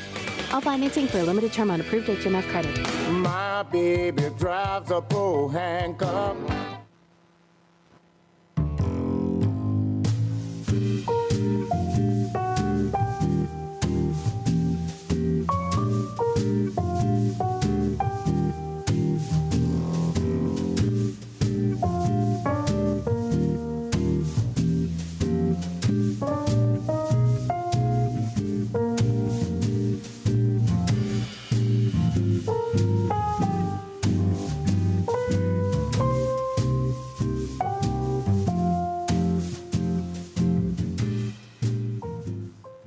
And now, 70, the Rock Newman Show. 170, not 27. Welcome back, folks, to the Rock Newman Show. We have just a great evening coming up in the segments to follow here. We have Dr. Joyce Ladner, former president of Howard University, who was at the march in 1963 and was around today. She is going to be joining us with her just wealth of wisdom and observations about 50 years ago and today. Also joining us is going to be Dr. Cornel West, and also we're going to have Reverend Jesse Jackson. So we've got a loaded next couple of hours coming up here. Call all your friends and tell them, you can see a whole lot of things happen on the Rock Newman Show at rocknewmanshow.com. And we still have some room here. Come on down and have a great meal and pick up on the conversation at Busboys and Poets. We're at 14th and V Street, Northwest Washington, D.C., broadcasting live from the Langston Hughes Room. And in studio at the table with me now is Reverend Lennox Abrigo. He is the president of the National Action Network D.C. chapter. And, in order to put something together like what happened on the mall today, there needs to be a lot of planning, a lot of organizing, a lot of coordination. And the D.C. chapter, being that they're here in D.C. and the march was here in D.C., was tagged with the responsibility of helping to make all of this happen. The planning, the logistics, the permitting, the sound, the stage, and all the rest. I know a little bit about putting events together. And to put an event together like today is a mammoth task. So, Reverend Abrigo, thank you so much for joining the Rock Newman Show. Tell us, when did the planning start? I think it started about March or April of this year. Reverend Sharpton took on the responsibility and included all the major civil rights leaders. Yes. I was in the office. We have two offices in D.C. Reverend Sharpton has the bureau office, headed by Janae Ingram. Yes. And she was the lead person on the planning. And that office is on 18th Street. And Janae deals with legislation. Yes. So she handles Reverend Sharpton's relationship with Congress, everybody on Capitol Hill, with the White House, and with the Supreme Court. So she deals more with legislation and policy. The second office here in D.C. is the D.C. chapter. Yeah. And we handle grassroots mobilization and organization at the grassroots level. So that under Janae's leadership, because she has a direct, constant communication with Reverend Sharpton, so she got instructions from him and Martin King III. Then Reverend Sharpton called in all of the civil rights leaders, and they met at his office 3 or 4 times, and some unions as well, union presidents. And they started the initial planning. Reverend Sharpton gave the vision, and then they came up with the name of the march, and then they passed that information on to Reverend Sharpton's executive director, who's Tamika Mallory. That happened, Mallory is stationed in New York. She's at the House of Justice. And then they passed that information down to Janae, then to us. But since Janae doesn't have an army like we have, chapter members, we were responsible. So every Thursday, every Tuesday, since the instructions came down, pastors have been meeting as a pastor leadership team at Shiloh Baptist Church on 9th Street. And then on Thursday, all the volunteers came together at Metropolitan AME Church on M Street, that historic black church. So we have been responsible for the grassroots mobilization, getting all the volunteers, getting all the permits, as you mentioned. Janae did that. But Janae and I had experience with planning the Trayvon Martin Vigil. That was the first event we planned together. We had gotten a permit for 200 people. The Trayvon Martin Vigil, the DC Trayvon Martin Vigil, Reverend Chapman called for 100. We had one in DC on the steps of the court and the DC courts. And even though our permit said 200, we thought 200 people would come. The park police told us we had over 3,000. So Janae and I have been mobilizing on the ground here, and we did this for this march. There was a lot of mobilization done out of town as well, because Reverend Sharpton's influence and his breadth and span across this nation, and we have chapters all over the country. They brought buses, and we had all the major leaders of the civil rights movement and unions bring in buses and so on. But the on-the-ground planning, the map on the ground was done by us here in D.C. Yeah, and let me ask, because this is fascinating stuff. How many volunteers did you end up having on the ground, that the D.C. chapter sort of managed? About 300. Yes. Right. We were asking for more because we needed about 1,000 volunteers for the crowd we had. But we don't like, as civil rights leaders, to give the media any expectation of numbers. Because if you tell them you're gonna have 1,000 people and you only get 300, the media will report that as a failure. So we stayed away from giving numbers. So we said about 100,000. So we needed for 100,000 about 300 to 400 volunteers, marshals, medics, and all the other cleanup and everything else.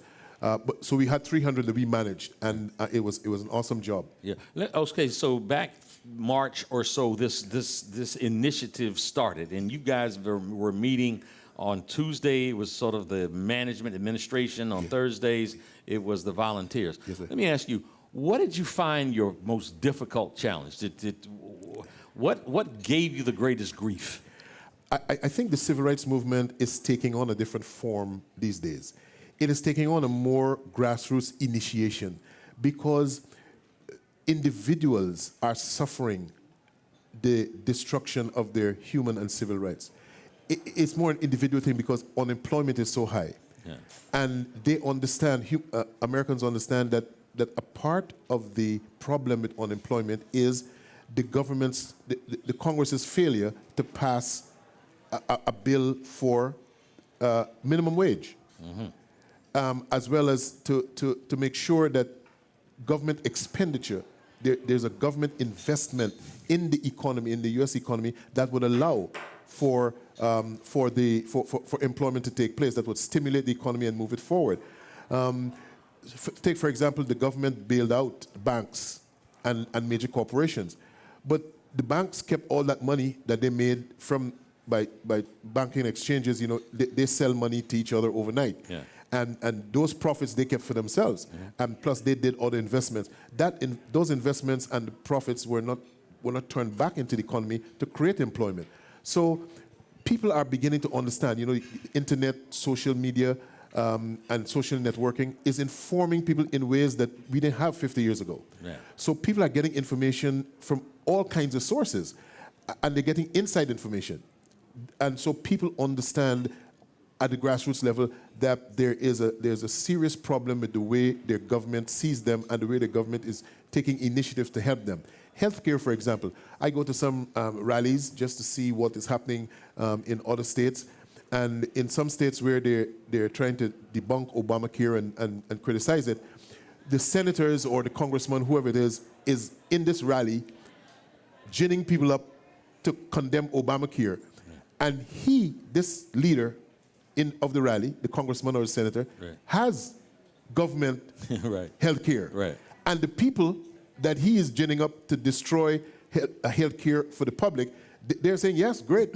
So that kind of idiocy is becoming more and more visible. So people realize that, well, why can't we have health care from the government if our congressman has health care from the government? Right. Why is he voting to deny us health care and we're suffering? Then you look at the benefits, when they hear about the benefits of health care, that students now are able to stay on their parents' health care until 25, that the insurance company cannot cap your payment. Yeah. And there's so many benefits that are coming on stream. So because of that, the civil rights movement is now, just like media, is now an individual initiation that one guy can blog or get 300,000 hits for something on the internet, Right. and that becomes news, major news. Similarly, individuals are understanding that their rights are being violated, and they're getting that sense from sources outside of the mainstream media. You know, part of really what I wanted to do, and what I was happy to be, try to get you on the program, was, we see the big finished product. Yes. What people don't understand, again, is all the work and all the particulars that go into producing that product. So I really kind of want to narrow this down on something. For example, were you charged with, this is always a part of a big march and a big rally, were you charged with getting the potty johns? Yes, sir. Your organization? Yes, sir. How many potty johns did we have? Do you have any idea? I have an assistant who handled that. I didn't see the spreadsheet, but we had a lot of them. And what we did was, because this operation is so large, Yeah. we had to delegate and trust the people that we delegate. Sometimes they didn't always report back to us.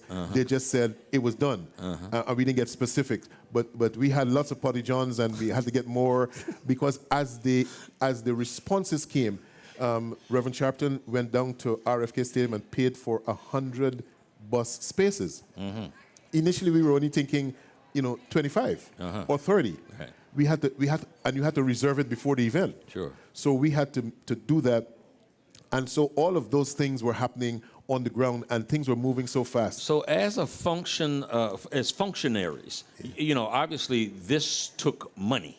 Yes. You can't do this without putting gas in the tank. Yes. Do you know primarily, first of all, I'm assuming that as a local chapter of the National Network, when you have funding needs, the national chapter funds you. Yes.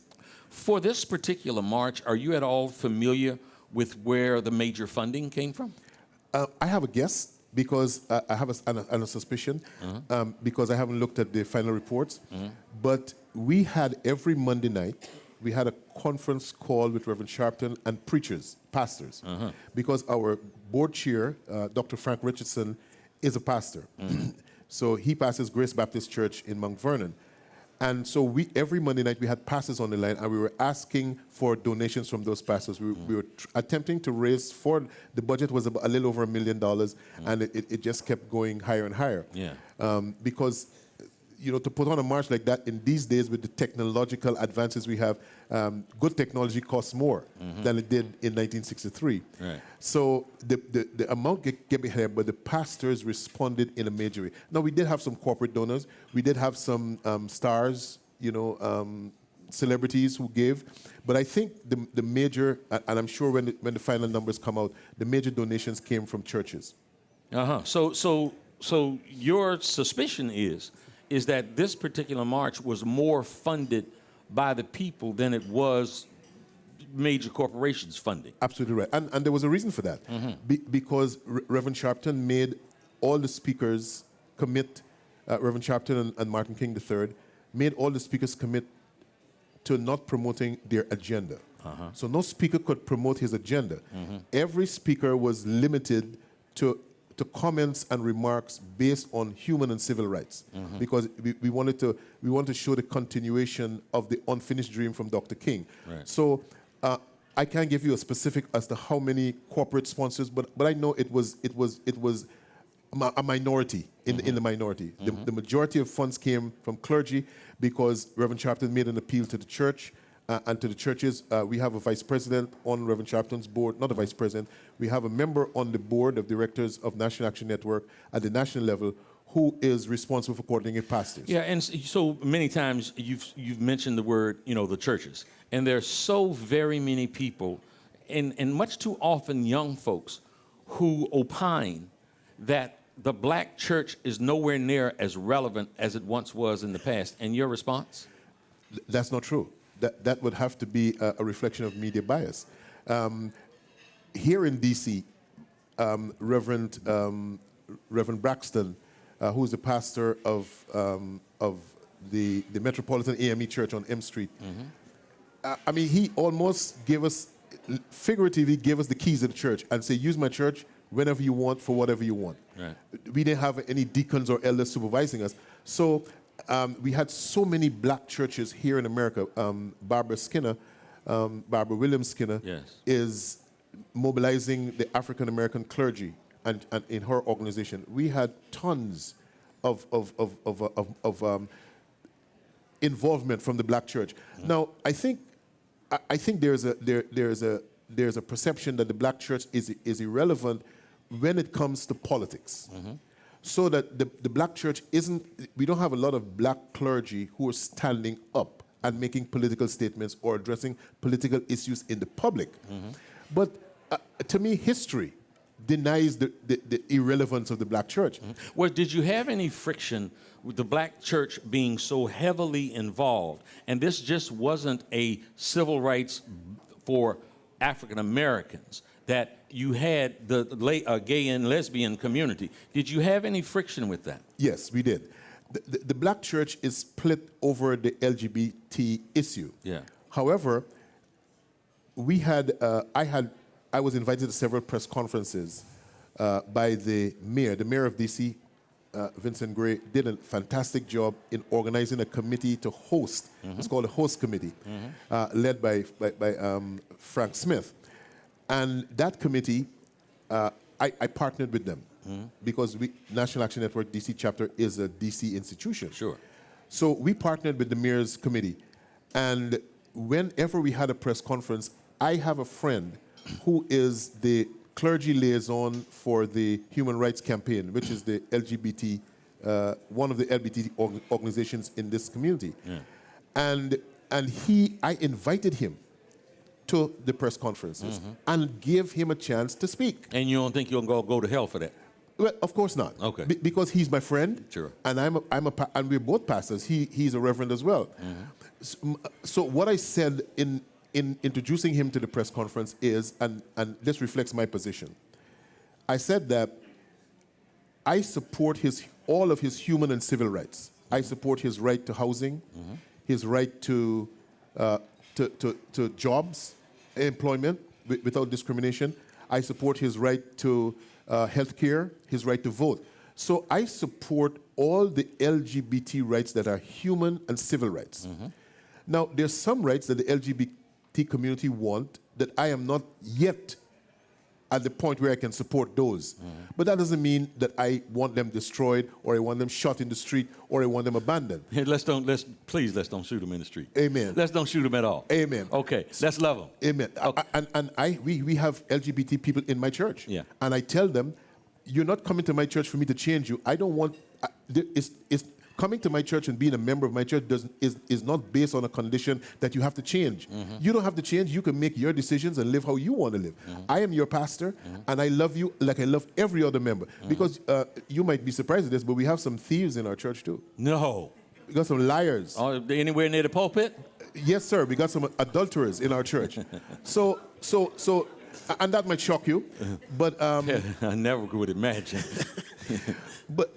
So I don't make that distinction between which preferences people have and say, well, this one preference, people are going to hell. Right. In fact, I was a part of a group of clergy who were fighting against the gay marriage law in Maryland. And when I understood what was happening, that it was a politically motivated move, I backed away from that group of clergy.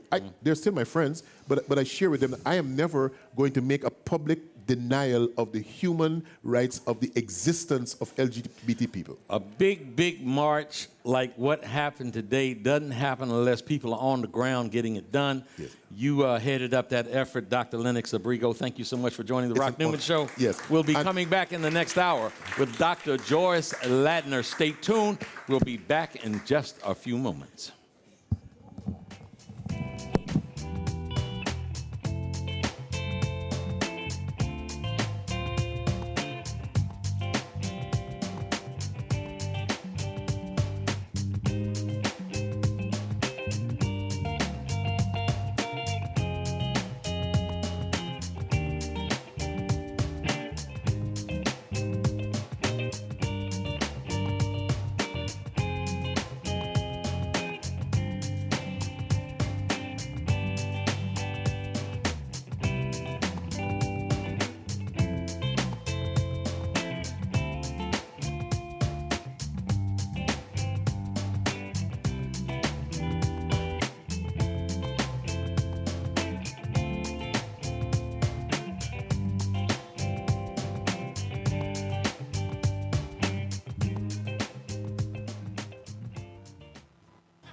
Hello to all my friends in the DMV. I am Rock Newman from the Rock Newman Show. I want to tell you about the MGM Grand National Harbor, the most exciting project to come to the District, Maryland, or Virginia in quite some time. You're going to have great fun. Come on down, support this project with all you have. It is going to be wonderful for the area. We're going to increase our tax base. We're going to get funding for the police department, for ambulance, for fire, for education. It is really a project that is going to benefit our area. Folks, we want to support in a very strong DMV kind of way this great project from the MGM Grand National Harbor.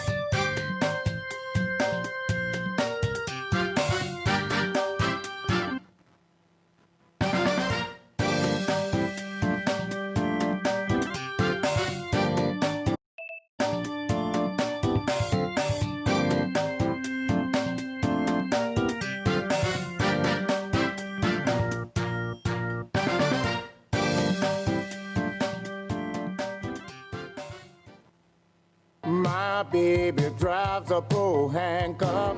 The weekend is here, and no matter what the weather's like outside, you'll find the deals inside here in the beautiful showroom of the all-new Pohanka Hyundai in Capitol Heights during their giant Markdown Madness sale. Smart shoppers know that every new Hyundai in Pohanka comes with Hyundai Assurance and America's best 10-year, 100,000-mile powertrain warranty. But why don't you tell them about the markdown sale, Joe? I'll be happy to, Kim. Folks, shop around on the web, and you'll see lease payments on a new 2013 Elantra GLS at $179 a month. Today at Pohanka Hyundai, $99 a month. That's right, a $99 payment on a brand new Elantra. And $89 a month on a new 2013 Accent GLS Automatic. How do they do it, Joe? It must be the volume, Kim. A brand new building, hundreds of new Hyundais, and Pohanka's low payment and easy credit programs are designed to get everybody driving. But you have to get here today. Rush to the giant Markdown Madness sale at exit 13 off the Capitol Beltway. Pohanka Hyundai, king of the Beltway. All financing for a limited term on approved HMF credit. My baby drives a pro handcuff.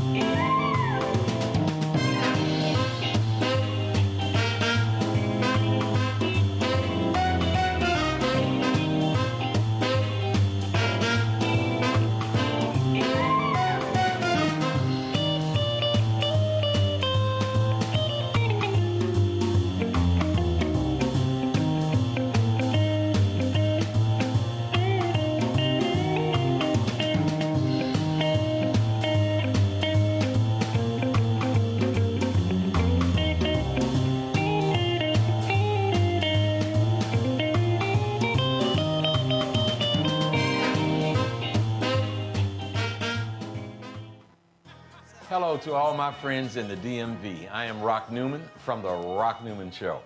I want to tell you about the MGM Grand National Harbor, the most exciting project to come to the District, Maryland, or Virginia in quite some time. You're going to have great fun. Come on down, support this project with all you have. It is going to be wonderful for the area. We're going to increase our tax base. We're going to get funding for the police department, for ambulance, for fire, for education. It is really a project that is going to benefit our area. Folks, we want to support in a very strong DMV kind of way this great project from the MGM Grand National Harbor.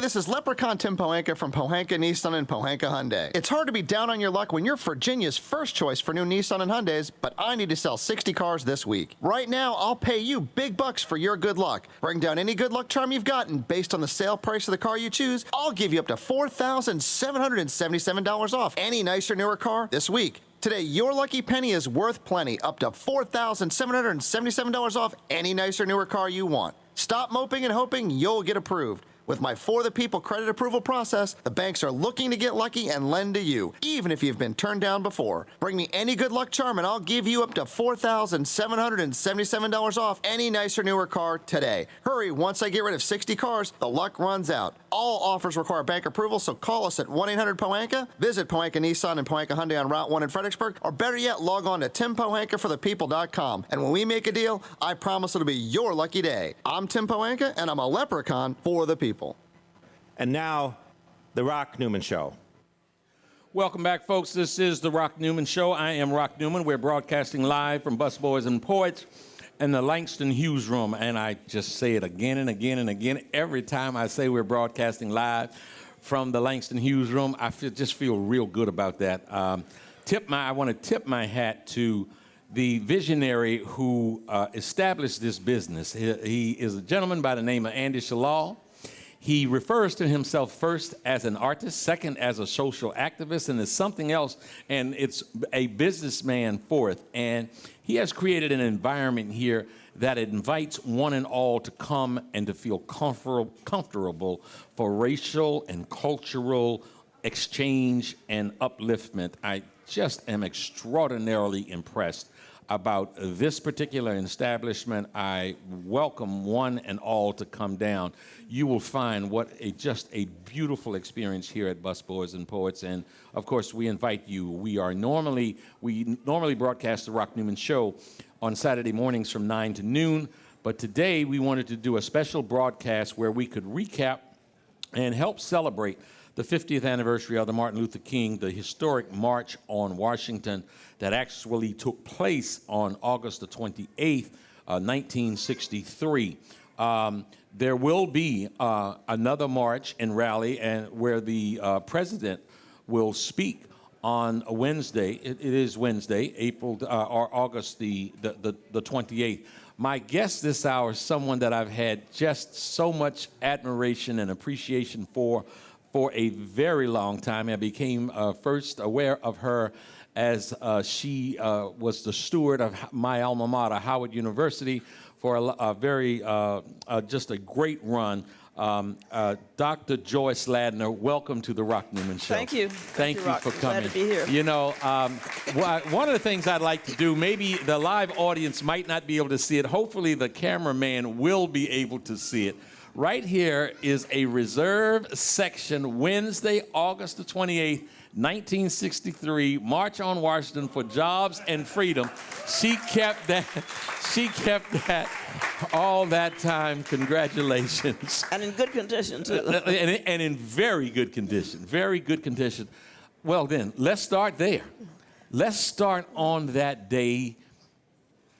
Tell us how it felt being out there amongst something that was truly historic, transformative, and has become the thing of legends. Okay, I was 19 years old. I had spent the summer working in New York on Bayard Rustin's staff to organize the march. Now, you know we're going to want to talk about Bayard Rustin. Yeah, Bayard. He called himself Bayard. Bayard Rustin, one of my heroes, and truly one of the unsung heroes. Right. He was acknowledged today, and President Obama is giving him, you know, the highest honor. But I do want to talk about all of that. But I'm sorry. So you were on his staff. I was on his staff. There were about a dozen of us, young people, who worked with Bayard that summer. The way I got to be on the staff was that SNCC, well, all the civil rights organizations were asked by Bayard and A. Philip Randolph to send two of their members to New York to staff the March on Washington. So Cortland Cox and I were assigned by SNCC to go to New York to work. And now, you were with SNCC. You were in school here at the time? No. I am from Mississippi. I was a student at Tougaloo College. Okay. At the time. Tougaloo is now called the Civil Rights College because it was the center of activity in Mississippi. Sure. Now, going back to how I felt that day, my job on the march had been to raise money and to recruit black people in the Deep South to bring them to the march. And because I had been very, very active in the movement in Mississippi, going back actually to high school, I was able to go out and crisscross Manhattan and all the boroughs over to New Jersey and raise money to bring to charter buses. And every time I went out, Rochelle Horowitz, who was in charge of transportation, said, "Joyce, you brought enough money back to charter another bus." And that was a really good feeling. I wish I knew how much money it cost back then, you know, to charter. Maybe I'll try to reach it. But anyway, we came down the day to D.C., to the Statler Hilton Hotel on 16th Street, the day before the march. Early that next morning, about 6 o'clock, we SNCC people went out to the Justice Department to picket because we had 3 civil rights workers in jail in Southwest Georgia for treason. That was the charge. And all they were trying to do was to register voters. So after that, I went over. So just so folks understand. Right. 1963, you had 3 civil rights workers whose responsibility was to register people to vote. Right. And they had been put in jail, charged with treason. Treason. And sedition. Yeah. We could not get any attention brought to that case. We couldn't get the Justice Department to investigate. So being true SNCC workers, we went out at 6 o'clock that morning before the march and picketed the Justice Department. Afterwards, I walked over to the mall, got there around 7:30, and was just very, very anxious that people would show. Bayard was there, some other staff people were there. We were all wondering. We didn't have social media and modern means of communication, so we didn't know who was coming. Sure. People said they were, but within, I guess, around 9 o'clock, you began to see people drifting in, even earlier, around 8 o'clock, small groups, first individuals, then small groups. About 9 o'clock, just large groups. And as those buses, 200 buses, began to come into D.C. and park, and large groups of people started coming on to the mall with their banners. Then, you know, it just got swelled and swelled and swelled. It was actually an extraordinary day for all of us. And I think the thing that impressed me, there were several things. One is to never have been able to see that many people before.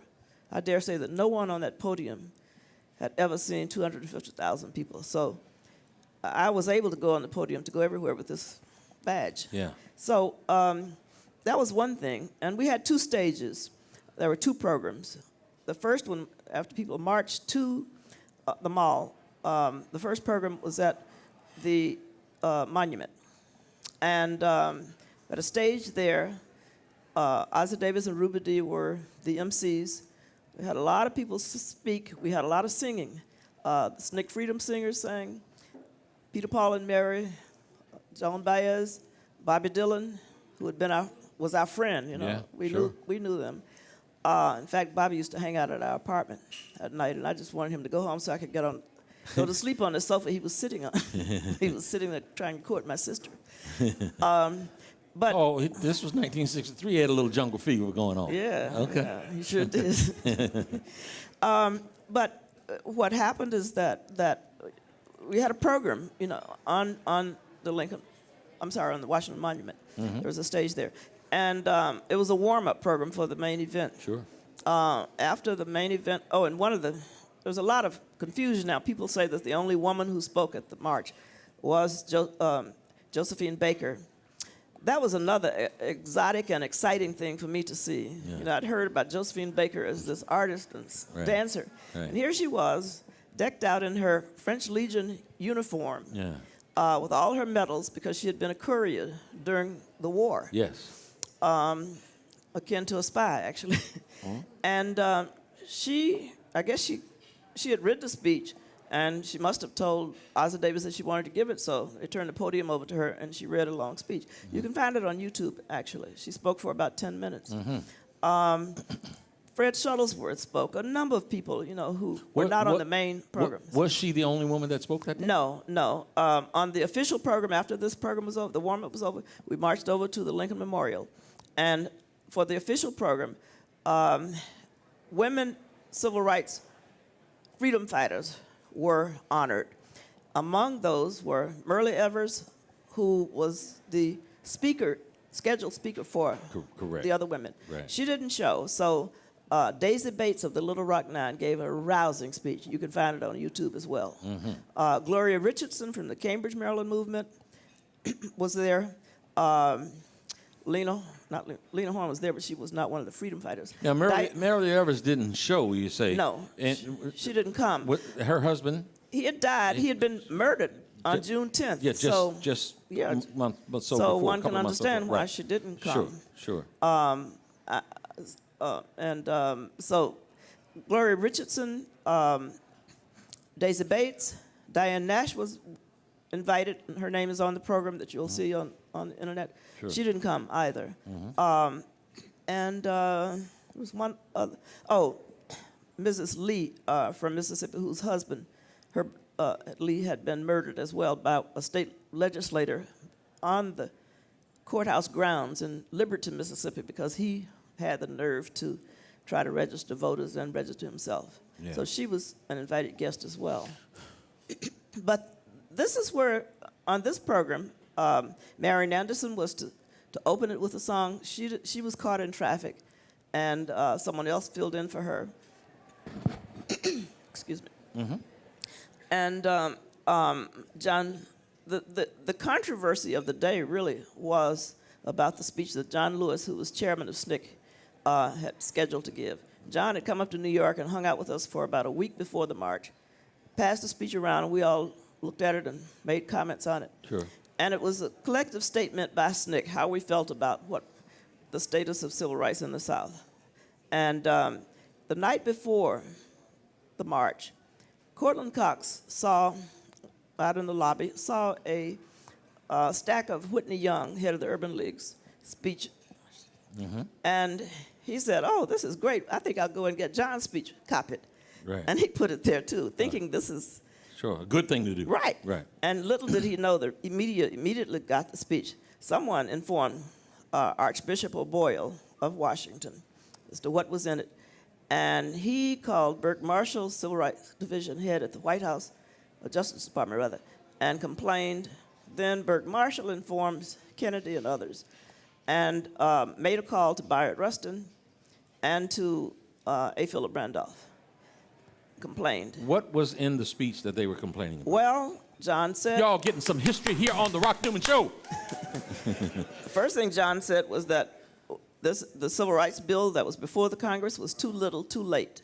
He said that if we do not get our freedom and do not get it now, we will have no choice but to march through the South the way General Sherman did, scorching everything in our wake. Who? Yeah, I thought it was a great speech. We all did. John Lewis. Absolutely. And so they, he also said, we want our freedom, we want it now. And the Archbishop, said that all things in good measure come when the Lord wants them to. So we got irate. We were absolutely pissed off. Especially when the other civil rights leaders, like Whitney Young and Roy Wilkins of the NAACP, the moderate people, they started complaining and said that they wouldn't speak if John didn't tone it down. And we said, among our SNCC workers, we said, fine, we don't care if they speak or not. Y'all was radical. Y'all was some troublemakers, wasn't you? We were called the Green Beret and the shock troops of the civil rights movement. And I think we lived up to the bill because we went into areas that were the toughest before anyone else would dare go in to try to organize people. Right. If you look at Selma, if you look at Albany, Georgia, SNCC workers were in there a long time before Martin Luther King ever came to those places. And so we really felt that an archbishop had no authority whatever to tell us how we felt and were to feel, given the fact that he had never walked in our shoes, had never been in the South working with people, and endured the conditions that the local people endured. In the end, John finally demurred and changed, for example, to march through the South like Sherman did. He put the word nonviolently at the end of the sentence. The tone of the speech remained very much the same. But, a lot of damage was done because, they didn't have a right to beat up on us like that. And we always pushed back. I mean, we didn't trust anybody over 30 anyway. Yeah, sure. So let me ask you, first of all, you said a few things that are fascinating, that, you were in New York and going over to New Jersey and that sort of thing, and you were a Mississippi girl. Yep. Now, where did you get it that at that early age you were out doing things, and the things that you were doing could cause you to get shot and killed on a moment's notice? Did you realize it while you were doing it and did it anyhow, or were you just oblivious to the threat? Well, you weren't oblivious ever because danger was real. I mean, you see people, friends shot. Jimmy Travis, one of my friends, was shot in the neck. I mean, did he survive? Yeah, fortunately he did, and lived a long life. You were always afraid. We were young, and we weren't stupid, though. We didn't take unnecessary chances, but, I mean, just to be out there was a great chance. I got the courage, I think, I learned early on that courage was the ability to act in spite of fear. I remember Bob Moses, we had this conversation once, and he said that he made the decision very early on that he was not going to be immobilized by his fear, and that he understood that you either deal with your fear of death and then move on, or you don't. And I think all of us dealt with it and moved on. I mean, you never... And we also had strength in numbers. We relied on each other. We need to hear these stories. I, frankly speaking, am troubled.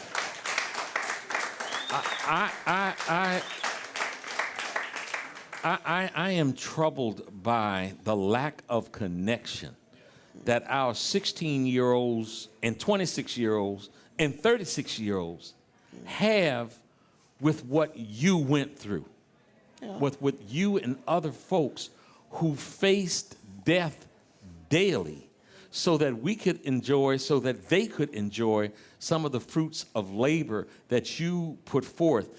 And I don't know what it is going to be.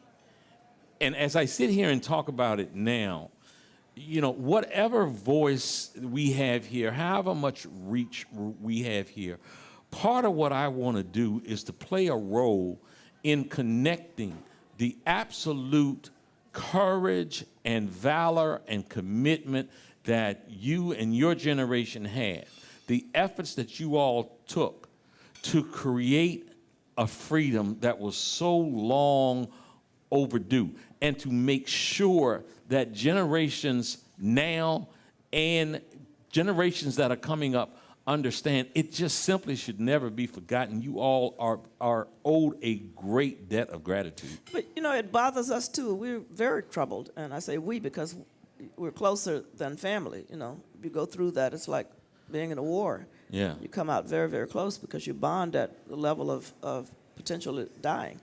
It bothers us a great deal that people like Jay-Z would say that his presence alone is a contribution when in his back and forth with Harry Belafonte. Yeah. You know, it bothers me terribly that a little Wayne would use Emmett Till's death in a song in the most derogatory way possible. Mm. It bothers me that young people don't get it. I don't blame them entirely, but I don't let them off the hook either. Because you have each generation, as Frantz Fanon once said, to paraphrase him, each generation must define its mission and fulfill it or betray it. I think there are a lot of young people out here who are doing wonderful things, great things. And they don't have the conditions we lived under of life and death. So I don't expect the same thing from them. In fact, I think they have to decide how they're going to fight the struggle. But we decided, I call ours the Emmett Till generation, because, you know, to a person, everybody I know in SNCC saw the picture of Emmett Till's grotesque body after he'd been bloated on the cover of Jet magazine, and we vowed then that we one day avenge his death. I know I surely did. Didn't know how. I was terrified that it might happen to me, to my brothers. But the story on this is Mrs. Till, Emmett's mother, said that she told the funeral director that she did not want them to do any cosmetic enhancements to her child's body, his face, because she wanted the world to see what they had done to him. Right. And you can imagine after several days in a river, they pulled him out, they gouged out his eyes, they shot him in the head, and looked like a monster. Yeah. And that was what was on Jet magazine when I was 12 years old, on their cover. And that's why I call ours the Emmett Till generation, because if there was a symbol of all that was wrong, just like Trayvon Martin is for this generation. Yeah. And I hope it stimulates them like it did us. You know, we talked with Janetta Cole about my dear sister out there. Her incredible love for jazz. I talked to Mark Morial about New Orleans and the Neville brothers, and you talking about Emmett Till makes me think about a song that Billie Holiday did. It's perhaps one of the most haunting songs ever performed. Right. And she did it, and I loved it, and I loved Nina Simone's version of Strange Fruit. Right. Can you talk about that? Yes, I mean, it is haunting, with, especially with Billie Holiday's rendition of it.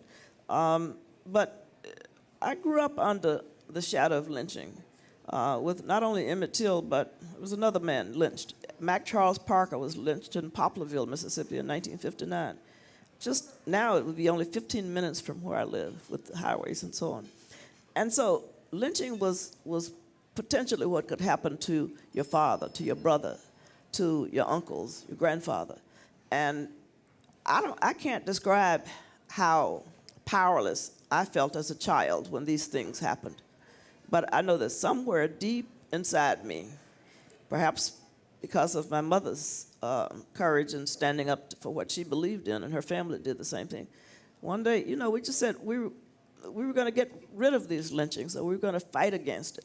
I had an uncle, a great uncle, who was in World War I, Uncle Archie.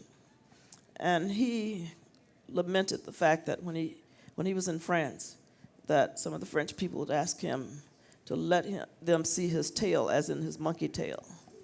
And he said that I went abroad to fight for democracy, and that's the way I was treated. And he used to tell us that you children have to be the Jackie Robinson of your generation. And he sat us on the back porch, and we listened to the radio of the Brooklyn Dodgers games with him. That was never lost on me. Yeah. They expected us to be the generation to change things. You know, when I was 10 years old, I had one of my first very serious brushes with racism. It was often not known if I was black or white, but Right. the guy one of the neighbors obviously knew. He had been living around my family and I for many years, and I went up, and the first time, there was the first riding lawnmower I ever saw. And, being a little knucklehead, curious dude that I was, I ran over and said, well, what's this thing? He said, it's a riding lawnmower, and it had a muffler on it. And the muffler was white. It looked like, and it was dripping, and so it looked like the old freezer you used to have. You know how how the frost would build up around the freezer. So I went and asked the guy. I said, "Is that hot or cold?" He said, "It's cold." So I said, "Oh, really?" He said, "Yeah, touch it." And I grabbed it, and every time I ever tell this story to this day, I feel that searing pain of grabbing that hot muffler, and I wanted to kill him. I vowed to myself, I'm going to kill this man when I grow up. Now, when I was at Howard University as a freshman, I went home one day.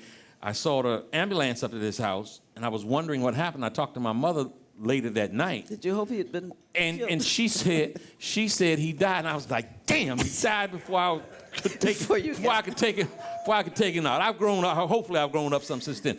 Did you want to take people out? No, I never did. I dealt with things very differently. I just thought about ways to change things so that they wouldn't exist, so that conditions around me could change. I always had delayed responses to a lot of things, too. I guess it was my way of protecting my emotions and psyche. Yeah. We didn't want to kill them. We wanted to make their lives irrelevant. We wanted them to be removed as the obstacles and the barriers to our having our own rights. Are we in a post-racial society? Oh, God, no. No. We got a black president. Hey, right. And that's the unfortunate thing that not that we have a black president, of course, but that some very deliberately and calculatedly call this a post-racial society because one black man is now president. Conditions haven't changed that much. Since he's been elected, and I don't want to get into what he should have done, but no, we don't live in a post-racial society. Just look at what happened to Trayvon Martin, and happened to all the other thousands of men who are profiled, and the people who still live, children who are about to cut off food stamps and cutbacks in Head Start, and just people who are unemployed and denied opportunities, and on and on. And most of all the men who are put in jail every year. Just think of how productive they'd be as fathers and husbands and block captains and deacons in their churches and PTA presidents and so on if they weren't in jail. We're expecting Dr. Cornel West to come at some point here this evening, and I remember often, and I quote him. It's not one of my favorite people. Okay, and he's been getting a lot of criticism, and we want to hear his voice. Well, I think you should. Yeah, I know him. I know him. The one, but he said something. He said he remains a prisoner. I heard him say years ago, "You remain a prisoner of hope." So I think we do all have to remain a prisoner of hope. Sure. Are you hopeful for the future? Yes, because I think this generation will find its voice and will begin to change things. If I didn't have hope, I would be in despair, and I will not allow myself to be in despair. What I need to do is, I think they might have been telling me we need to go to a commercial break, but I needed to hold that up because you make a statement, and you certainly didn't bite your tongue. No. Cornel West is not one of my favorite people. He's been a lightning rod as of late, especially since Barack Obama has been in office. And I've known Cornel for a long time. Would you elaborate as to why he's not one of your favorite people? Sure, because I think that he and Tavis Smiley have made a cottage industry of attacking President Obama. It seems that there's nothing President Obama has done right for them. I think they came out of the gate as soon as he was elected doing that. I once read a statement of Cornell's attributed to him when he said that even the bell captain who carried his baggage when he came here for the inauguration had a ticket to the inauguration and he didn't. And I would hope that that wouldn't have been a major motivation for the way he turned on President Obama. There was a lot to criticize against the president, but he and Tavis Smiley never gave the man a chance. Okay, and we will be talking to him about that, assuming that he makes it here, as has been committed.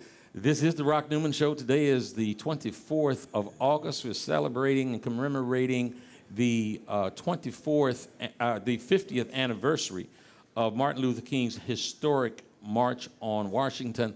My guest here in studio, a courageous woman, lived through just times of killings and lynchings in Mississippi, and just matter-of-factly kept on doing the work that needed to be done to help change America and help change the world. Dr. Joyce Ladner. Dr. Ladner, your time at Howard University. I'm glad to talk about that. My alma mater, a place that I truly love. I do too. Tell us about your time there. Give me your highs and lows. And I've never been asked to talk about it publicly before. Oh, well, you got to do it here on the Rock Newman Show. I'm happy to do so. I first went to Howard in 1971 as an associate professor of sociology. I stayed only 2 years because I got married and moved away, but I came back in 1981. Can I tell you a secret? Sure. I went to Howard in 1970 as a freshman. Yeah, I remember seeing you walking around the campus. That's right. And I remember seeing you. Yeah. And I didn't have enough game to tell you what I wanted to tell you. I've been asking her for a long time to come on my show. And part of what I wanted to confess up in here is I had a major crush on you. You know, a lot of you young guys did. Yes, we did. And look here, and I'm about to tell you something. We had good reason to have a crush on her. I had a big afro that yes, you did. Stood 6 inches tall. Lord have mercy. But, you know, I wanted to hold that. I just wanted to hold that. That's 42 years ago, and I just... You want to touch it now? Oh, please. Yes, Lord. Ow, this is so funny. It's funny because, Woo, you know... there is a guy. I was only 27 when I went to Howard. Uh-huh. And so there was not that big a gap. No, there wasn't. And it wasn't just your afro we was all looking at either. Oh, really? I want to tell you now. Oh, really? What were y'all looking at? Padow and padow. I was young, but that was my first teaching job. I spent a year teaching young college students at East St. Louis, Illinois, in an alternative program there with Catherine Dunham. Mm-hmm. Then I went to the King Center, the Institute of the Black World, where I spent a year. And I was just traveling. I was just curious about doing a lot of things. Then I went to Tanzania, to the University of Dar es Salaam on a postdoctorate. And I had a good friend, Andy Billingsley, who said, Joyce, when are you going to settle down and start your real career? And I said, okay, I didn't have a job. And he said, you want to come to Howard? I said, fine, why not? Yeah. I was living life on the edge anyway, you know. Yeah. Damn, I wish I'd known that. Not your kind of edge.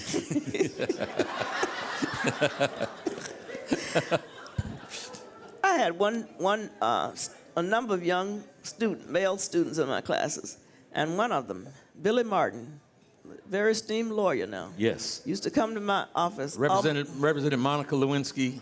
Yeah, a lot of people. And a whole bunch of other folks. Billy used to come to my office and say, when you going to go out with me? And I said, I don't date students. Yeah. And I didn't. And I stuck to that.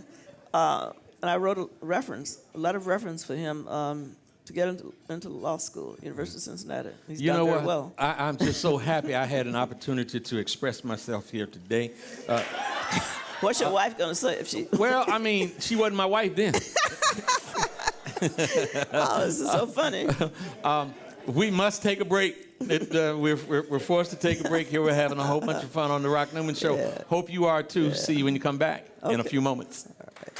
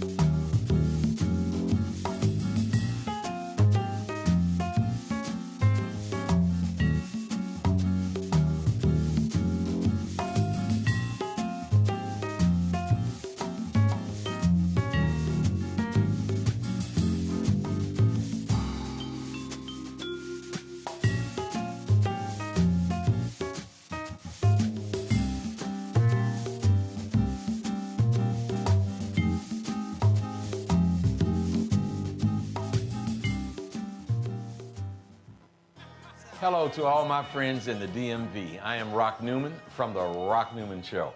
I want to tell you about the MGM Grand National Harbor, the most exciting project to come to the District, Maryland, or Virginia in quite some time.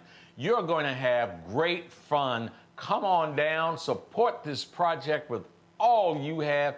It is going to be wonderful for the area. We're going to increase our tax base. We're going to get funding for the police department, for ambulance, for fire, for education. It is really a project that is going to benefit our area. Folks, we want to support in a very strong DMV kind of way this great project from the MGM Grand National Harbor.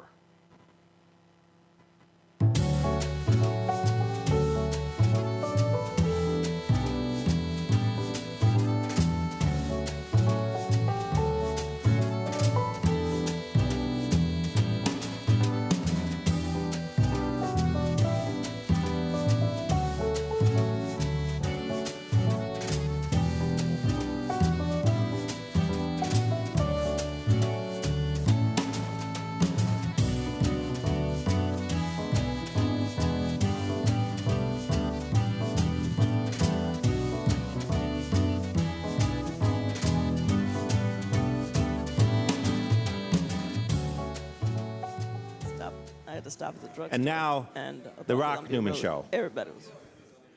Welcome back, folks, to the Rock Newman Show.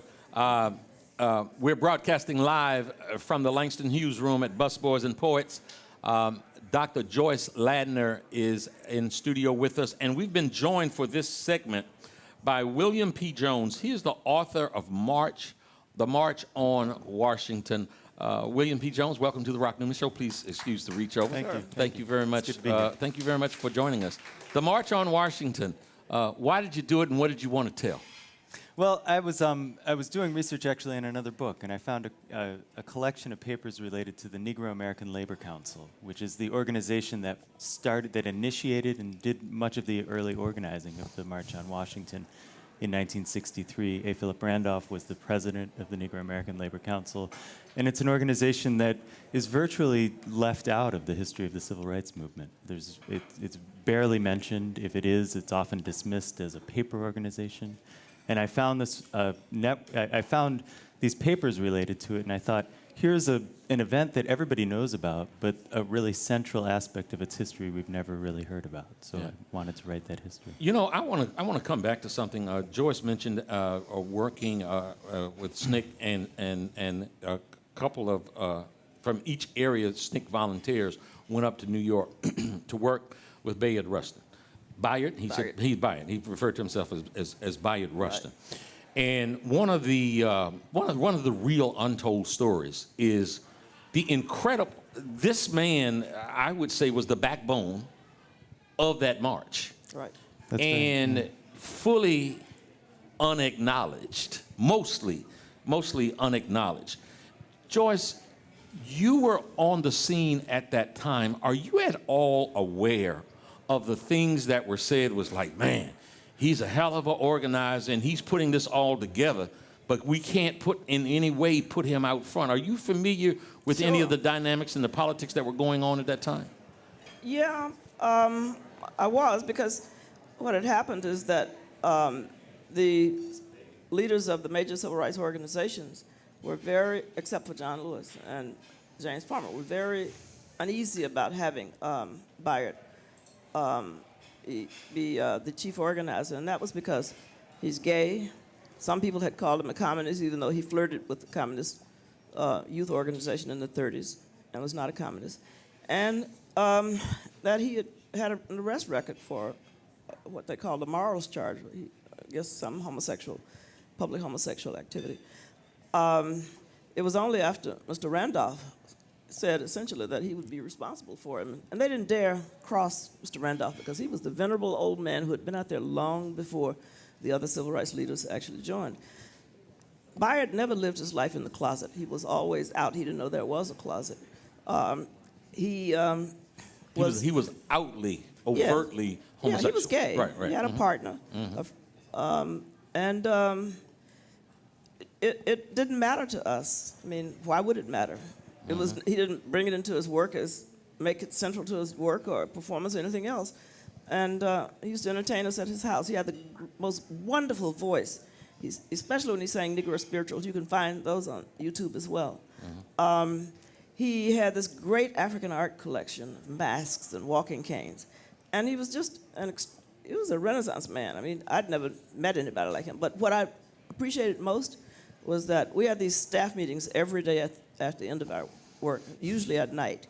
And he valued what I said as much as he did anyone else's on the staff, even though I was the youngest. He was very generous. To work for Bayard was to work for a masterful teacher. He had this great ability to conceptualize the big picture of what this march was going to end up being. But then, bit by bit, he could conceive of all the intricate parts that had to come together. And it was like synchronicity, like a ballet dancer on stage. I mean, it was fantastic. Masterful. I learned a lot from him. Does your book address any of that? Very much. I mean, it shows Rustin's really central role in building what was the March on Washington movement in 1942 that A. Philip Randolph helped to build, and really the experience that the relationship that A. Philip Randolph and Bayard Rustin had that led A. Philip Randolph to identify him as the person who should build this march and be the director of the march. And his initial plan was, he said, the director of the march should be Bayard Rustin. And because of the objections, A. Philip Randolph said, well, I'll be the director of the march, but he will be my associate director, and essentially turned everything all over and the day-to-day operations. I'm curious about something. A. Philip Randolph was the organizer. He was the backbone of this march, and he was not allowed to take a bow. He didn't speak. Yes, he did. He did. Bayard spoke. Okay. Oh, No, Rustin. Bayard. Are you talking about Rustin or Randolph? No. No, I'm talking about, Bayard. yes. No, Bayard read the list of, what was it called? The demands. The demands at the very end. Yeah. The men the leaders of the major civil rights organizations, were very involved in exactly what was going to be on the program. I don't think Bayard expected to have a speaking role as an organizer. I mean, organizers generally recede into the background. I don't remember there having been any discussion, and certainly not on his part, or concern on his part, that he'd be out front. I mean, he was the one who was putting all the pieces together, even that day. I mean, you could see him in the films moving around on stage, still being the organizer. Yeah. I don't think that he saw that as his role. But still, there was a concerted effort not to highlight what was his significant role. No, I would say it in a different way. I think that once Mr. Randolph said, Bayard, I will be responsible for what happens with Bayard. All the other guys backed off. Bayard, no one else could have put that march together except him. And they understood that. They understood their own limitations. What was Bayard once said that Martin couldn't organize himself out of not a brown paper bag, something like that. But each person had their own strengths. Okay. King was not an organizer. And there is, I think it's important to remember that there was significant attention to Bayard Rustin at the time. I mean, he's been forgotten, but he wasn't completely left out. I mean, Life magazine, for example, the cover was a picture of Bayard Rustin and A. Philip Randolph, and the headline was "The Leaders." Yeah, something regarding 2013, and frankly speaking, I'd like you all to pay attention because it's just something that is somewhat perplexing to me. All the leading civil rights organizations were pulled together in Washington, D.C. to commemorate the 50th anniversary of this Martin Luther King's speech. Religious leaders from all over the country were here today. They, all organizations were represented. Someone on October the 16th, 1995, made a call for a Million Man March. His name was Louis Farrakhan. And more than 1 million people showed up. And he was not invited to participate in the march. And as we talk about Bayard Rustin, that to me is sort of an elephant that is in the room that I think would make for some interesting conversation. Well, I think an interesting conversation here today is that Malcolm X came to Washington and was he didn't go out on the mall for the march in 1963, but right after the march was over, my sister and I walked back to the Statler Hilton at 16th and K, and who is in the lobby except Malcolm? And he's expounding on what he called the farce on Washington. And all these reporters were gathered around. We stopped and listened to him for a while. A number of other people did too, but he was there. And a lot of Muslim people came to the march as well. A lot of nation people came and brought their families. It's an unacknowledged part of what happened, but it was funny to see Malcolm. I described it as ramrod straight. Just posture was incredible.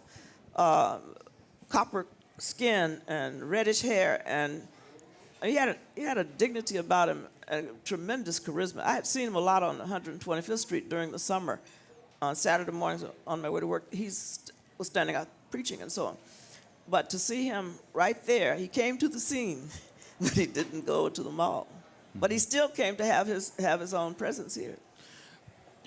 I just wonder, back to the point about Minister Farrakhan being a religious leader and obviously a significant force in the African American community, why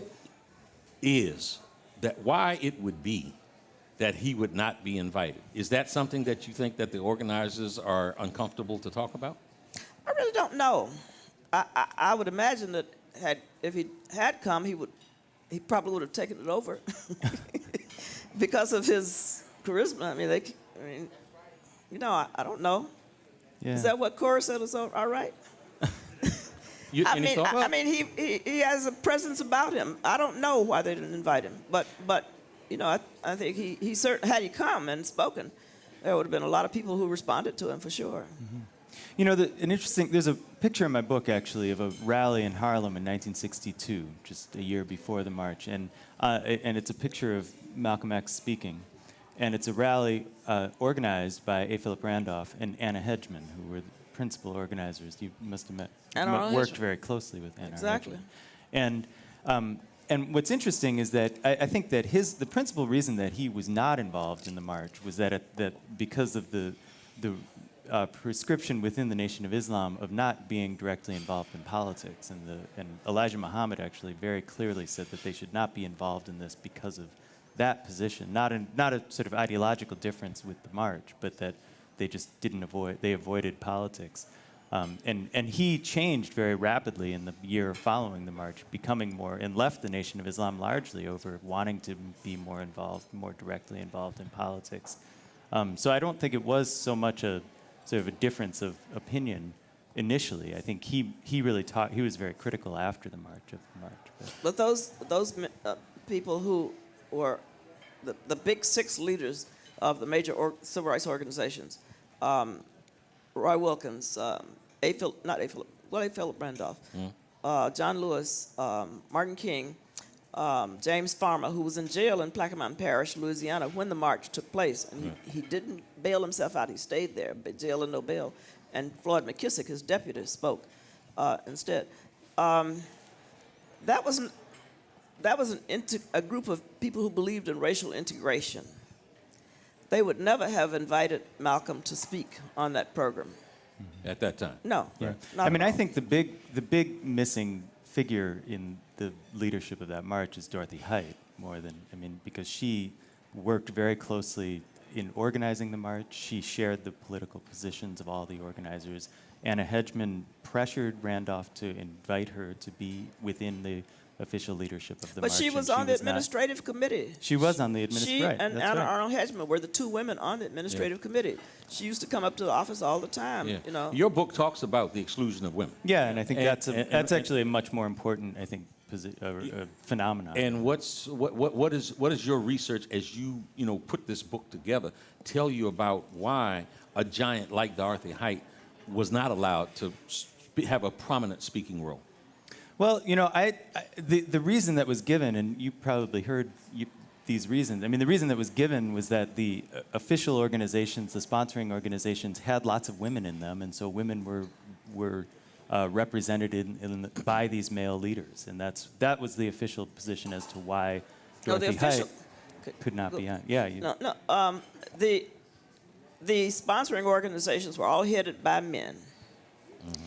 So the logic of it, whether one agreed with it or not, was that the leaders of the organizations were speaking. And the additional role of speaker was for Walter Reuther for labor. The AFL-CIO did not join in. And then there were religious organizations. All the major religious people were on the program for invocation or benediction or whatever. Now, one could argue that the National Council of Negro Women should have been a sponsoring organization, because it certainly could have been as much of a civil rights organization as the Urban League, which was not, your mainstream civil rights organization. But I don't recall there being, you see, I think that the era today is that so many people use a 2013 perspective on feminism, etc., and superimpose it on half a century ago. Mm-hmm. People were not, I wasn't that conscious of being a woman activist at all. I wasn't at all, quite frankly. For me, the big enemy was racism. Mm-hmm. And you have to try to go back and put yourself in that perspective. Sure. And it bothers me that, one person just said that women were so excluded that there were 2 marches, which is preposterous. That's wrong. That's not even... What happened is that, or that the leaders marched with the media on one street and everybody else on the other. What happened is that when the people started getting off those buses, off the trains, and those 10 planes that were chartered,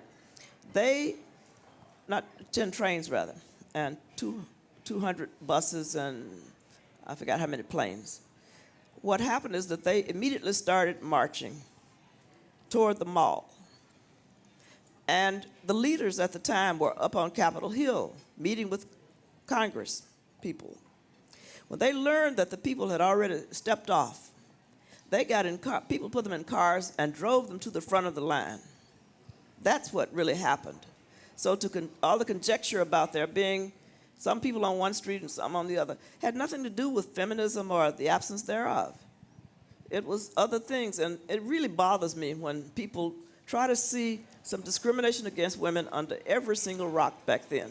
Yeah. Well, I think that's right. I mean, there has been some reporting about 2 marches, and I think that's I see no evidence of it. I do think that there was an important conflict with it. I mean, Anna Hedgeman wrote a very angry letter to A. Yes, Philip she did. Randolph saying, we need to have women represented officially in this march. Right. Polly Murray suggested picketing A. Philip Randolph when he spoke at the National Press Club, and a number of women said, no, we cannot allow this to derail this wonderful event. So I think it was actually, there was a serious tension, but it remained largely behind the scenes. William P. Jones, author of The March on Washington. Where can folks get your book? We've got a few seconds I left think you here. can get it right here. You can get it at any bookstore. Here it is.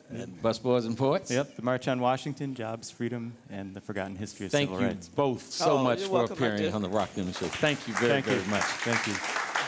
Coming up next, we'll see who we have in the house. If Reverend Jesse Jackson is due and Dr. Cornell West is due.